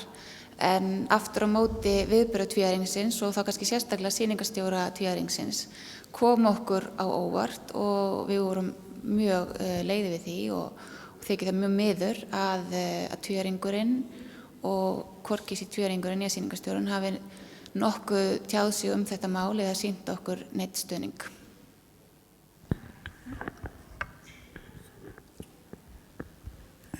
Mjög gott að fá þessa skýringu á málinu. Ég held að hún sé mjög holl fyrir okkur öll að fá meiri yfirsýn yfir hvernig málið hefur gengið fyrir sig og þakkaði fyrir Eiríkur en í framhaldinu ég er jafn vonsvikinn og þið yfir hvernig tvíæring stjórnin tók ekki á málinu. Er eitthvað stefnt að því að gefa út efni hvernig þetta verk hefur verið, þetta listaverk, sögu þess og í rauninni hvernig það lifir áfram? Nei, það er allavega ekki á dagskráni. En það væri kannski bara í höndum einhvers listfræðings að taka það verkefni upp og skrásetja og fara í útgáfu með það. En ég heldur líka bara að nefna það að varðandi það að Feneyja tvíæringurinn hafi ekki tekið upp hanskan eða tjáð sig þetta mál, að þá er það í rauninni ekkert einsdæmi en í öllum þessum tilfellum sem að einmitt eins og Hlynur Helgason nefndi áðan að þá hefur tvíæringurinn hefur aldrei tekið afstöðu með verkum eða stutt við þau á neinn hátt gagnvart ritskoðun frá borginni sem að kemur náttúrulega í flestum tilfellum þaðan því að það er þangað sem þarf að sækja leyfi til dæmis fyrir verkum sem eru úti eins og þetta frá Gregory Snyder frá 2005. Já. Já, með örstuð því ég kann ekkert á þessa stjórnsýslu en það er nú ekki alveg rétt. Ég veit ekki hvað ræðismaður er hann ekki fulltrúi Íslands, hann skipti sér á þessu máli og hann var mjög negatífur garð verksins og bullaði og hreint rasistist tal, það var enginn sem setti neitt ofan í hann. En kannski að þegar við erum að ræða þetta og langum eiginlega bara að fá svona smá respons á þú varst aðeins að tala um Hlynur í þínu erindi að viðbrögðin við þessu sýna þau ekki fram á bara hversu erfitt þetta samtal er milli menningarheima, hver hrædd við erum við það til dæmis á stað þar sem að sagan er svona rík og menningarheimar mætast eins og í Feneyjum og einmitt lokunin kannski er hún ekki skýrt tákn það hvað við höfum erfitt með að ræða saman. Já, ég held að það sé alveg til dæmis það í raun og veru. En ég held líka að í sögu, eins og við vorum að tala um áðan í hliðinu, að í raun og veru, ég held að þessu verki hefði alltaf verið lokað. Ég held að það sé ekki spurning og ég held að eins og umræðan var komin upp fyrir opnun bókstaflega, það fékk þetta bráðabirgða opnunarleyfi. Síðan er því lokað eins og Björg nefni því lokað á formsatriðum bókstaflega. Þeir nota algjör formsatrið til að loka því sem að auðveldaði hlutina en retóríkin umræðan fyrir opnun var komin út í það að það ætti að ákalla það sem við myndum kalla state of exception bókstaflega. Það hefði verið endalegi punkturinn sem að hefur oft verið gert í raun og veru eins og Agamben talar sérstaklega og og síðan kúrator fyrir asíbæska skálanum talar það að það í auknum mæli tjáningafrelsi listamanna ógnað í öllum heiminum. Þetta alltaf að gerast í auknum mæli, annarkvort listamenn eru sjálfur að ritskoða sig, gallerín ritskoða þá, þjóðaskálarnir ritskoða verkin eða bæjaryfirvöld. Þetta gífurlega alvarlegt mál sem að koma í heiminum raun og veru núna að það skerðing á formlegum forsendum á tjáningafrelsi bæði listamanna og kúratora til að fjalla það. Ég held að það sé lykilatriðis og ég held reyndar að þetta hafi verið heppni að undirbúningur af þessar sýningu tók ekki 1,5 ár eins og á öðrum sýningu sem hafi verið bannaðir í Feneyjatýringum. Ég held að menn voru bara ekki, þegar skálinn átti að opna það voru menn ekki tilbúnir með lokunina. Og ég held að þess vegna hafi þessi íslenska leið að fara hratt í hlutina og gera það með 2 fundum með yfirvöldum og allt það hefði verið heppilegt, menn voru ekki bara komni nógu langt til þess að loka skálanum þegar hann opnaði.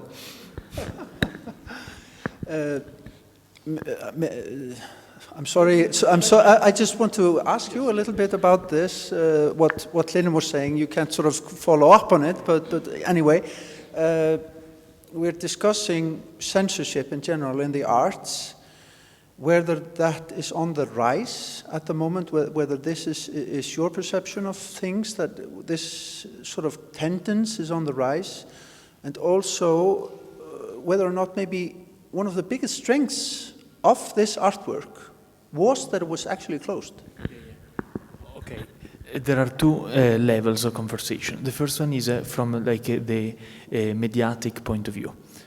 This was the only pavilion who got first page of the New York Times when it opened, and it had another page of the New York Times when it was closed. I mean, this is pretty extraordinary as an achievement. And so in a way, the closing of it played in the advantage of the exhibition. This is like a normal analysis, superficial analysis of the thing. So from the marketing point of view, let's say this way, or from the PR point of view, it was incredibly successful. Why was it censored? Probably because it is truly relevant.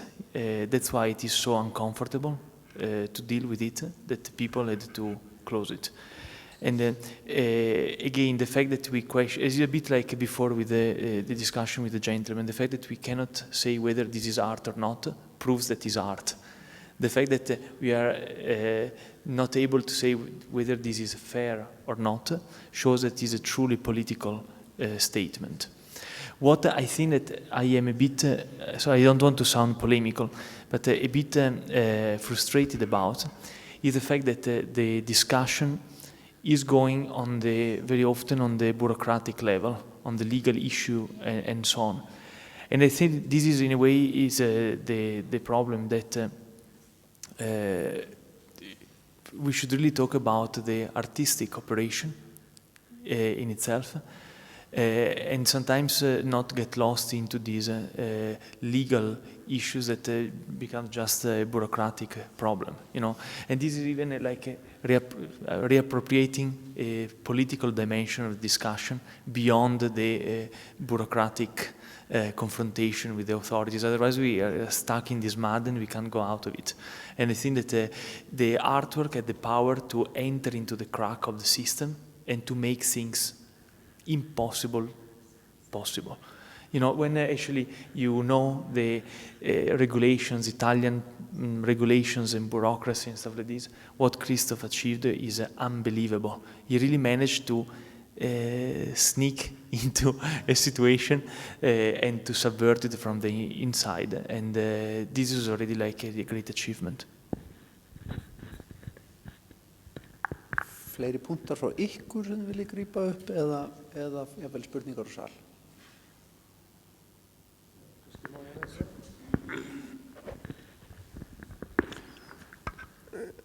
Þetta áhugaverður vingill sem Stefano kemur með hérna, að sem sagt hinn raunverulega ástæða fyrir lokuninni hafi verið þau undirróðslegu sá undirróður sem að liggur til grundvallar þessu verki að brjóta upp heilagar reglur. í umræðinni þá hefur hún hins vegar verið sett fram þannig að það eru þeir sem eru á móti íslam hafa verið á móti þessu og þeir sem eru með íslam hafa verið með þessari sýningu eitthvað svoleiðis og þar með hefur umræðan verið fullkomlega afvegaleidd. En í hverju felst þá þessi undirróður? Hvað er það sem að þessi atburður gerur þennan atburð hættulegan? Það er sú spurning sem að er áhugaverð og hún snertir að ég held þessar spurningar sem að ég var að reyna að reifa hér samband listar og veruleika. Og þegar að það er búið að þurrka út þennan mismun og gera félagsmiðstöð að listaverki eða listaverk að félagsmiðstöð og við veitum ekki hvort þá er verið að grafa kannski undan forsendum listkerfisins í heild sinni. Og það er kannski þarna sem að, ég veit það ekki, sem að þetta undirróðurs element liggur. Ég bara varpa fram þeirri spurningu. Kannski líka tengist því sem að Ragnar var að ræða varðandi það að við okkur bara eiginlega skortir orðin, sko, þegar við erum komin í þessa gerð myndlistar. Terminológían er bara farin í rauninni. Eða hvað? Ég veit ekki hvort að einu sinni þá þýddi ég ritgerð eftir Baudrillard sem kom út fyrir löngu síðan eftirlíkingar. Og það eru kaflar í þeirri ritgerð sem að gætu kannski varpa ljósi á þessa spurningu. Hann segir meðal annars hérna að gera sér eitthvað upp er það sama og að þykjast hafa það sem maður ekki hafa það sem maður hefur. Að líka eftir einhverju eða simulér er það sama og að látast hafa það sem maður hefur ekki. Annað gefur til kynna nærveru, hitt fjarveru. En málið er flóknara en svo, því eftirlíking er ekki bara fólgin í því að þykjast. Sá sem gerir sér upp veikindi getur einfallega lagst í rúmið og látið sem hann sé veikur.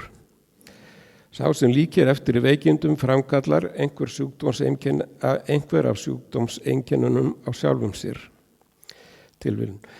Þannig láta uppgerðin og látalætin raunveruleika lögmálið ósnert og mismunurinn liggur alltaf í augum uppi.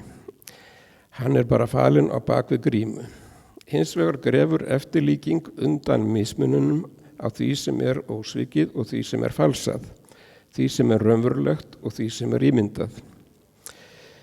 Ef það er tilfellið að eftirlíkjandinn framkalli sönn sjúkdómseinkenni á sjálfum sér, þá er hann þá sjúkur eða heilbrigður. Það er ekki hægt að meðhöndla hann á hlutlegan hátt annarkvort sem sjúkling eða heilbrigða mannesku. Bæði sálfræðin og læknisfræðin nema óhjákvæmilega staðar á þessum punkti. Sem sagt, við stöndum hérna frammi fyrir þversögn og þá er kannski best að loka búðinni til þess að þú eru ekki að velta enn meira fyrir sér.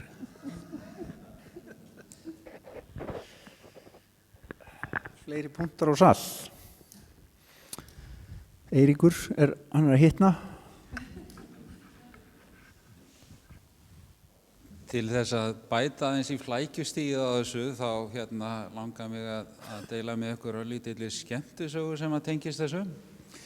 Það kom í lok maí, þá kom til íslenskra stjórnvalda kæra frá ítölskum ríkisborgara, feneyjskum ríkisborgara brot á hans borgaralegu réttindum með þessu verkefni. Hann heimtaði afsökunarbeiðni frá forsætisráðherra, allri ríkisstjórninni og íslenskri þjóðinni fyrir það að með þessu framlagi Íslands til Feneyjatvíæringsins þá hefði verið brotið á hans borgaralegu réttindum sem venjulegu manni í Feneyjum. Og brotið fólst í því að þegar hann kom þarna inn þá var hann vinsamlega bent á það að ef hann ætlaði inn fyrir girðinguna sem að skildi á milli Feneyjaborgar og verksins þá þyrfti hann að fara úr skónum og lúta ýmsum öðrum reglum. Og hann sem sagt sagði að ef hann fengi ekki þessa afsökunarbeiðni frá opinberum vettvangi, frá forsætisráðherra, ríkisstjórn og þjóðinni, íslensku þjóðinni í heild, þá myndi hann fara í mál og krefjast milljóna evra í skaðabætur fyrir brot á sínum borgaralegu réttindum á Ítalíu. Og eins og gerist í skemmtilegum kerfum, þá fór þetta rétta leið í gegnum íslenska stjórnkerfið. Það fór á milli menntamálaráðuneytis og forsætisráðuneytis og frá forsætisráðuneyti til ríkislögmanns og aftur tilbaka, og það endaði með því að manninum var svarað að það væri náttúrulega ekki ríkisstjórnin sem að bæri ábyrgð á þessu, heldur væri þetta verkefni sem hefur verið falið kynningamiðstöðinni. Hann gæti mögulega að fara í mál við hana ef hann vildi, en það að kæra af þessu tagi, það væri eins og að kæra þjóð fyrir að hafa sendt lélegan leikmann í landslið í fótbolta eða eitthvað svoleiðis. Það var ekki ríkisstjórnin sem var endanlega ábyrg á því. Þannig að honum var svara bara mjög kurteislega eftir japl og jaml og fuður, eins og maður segir, sem að tekur vinnutíma og svo framvegis, en ríkislögmaður lét það fljóta með í sinni athugasemd innan stjórnkerfisins að það væri væntanlega verkefni ítalska ríkisins að verja borgararéttindi ítalskra ríkisborgara á Ítalíu. Þannig ef viðkomandi ætlaði í framhaldi þessara neitunar íslenskra stjórnvalda að fara í mál við einhvern, þá þurfti hann að fara í mál við Feneyjaborg sem hann lokaði og ítalska ríkið sem að gerði ekkert í þessu.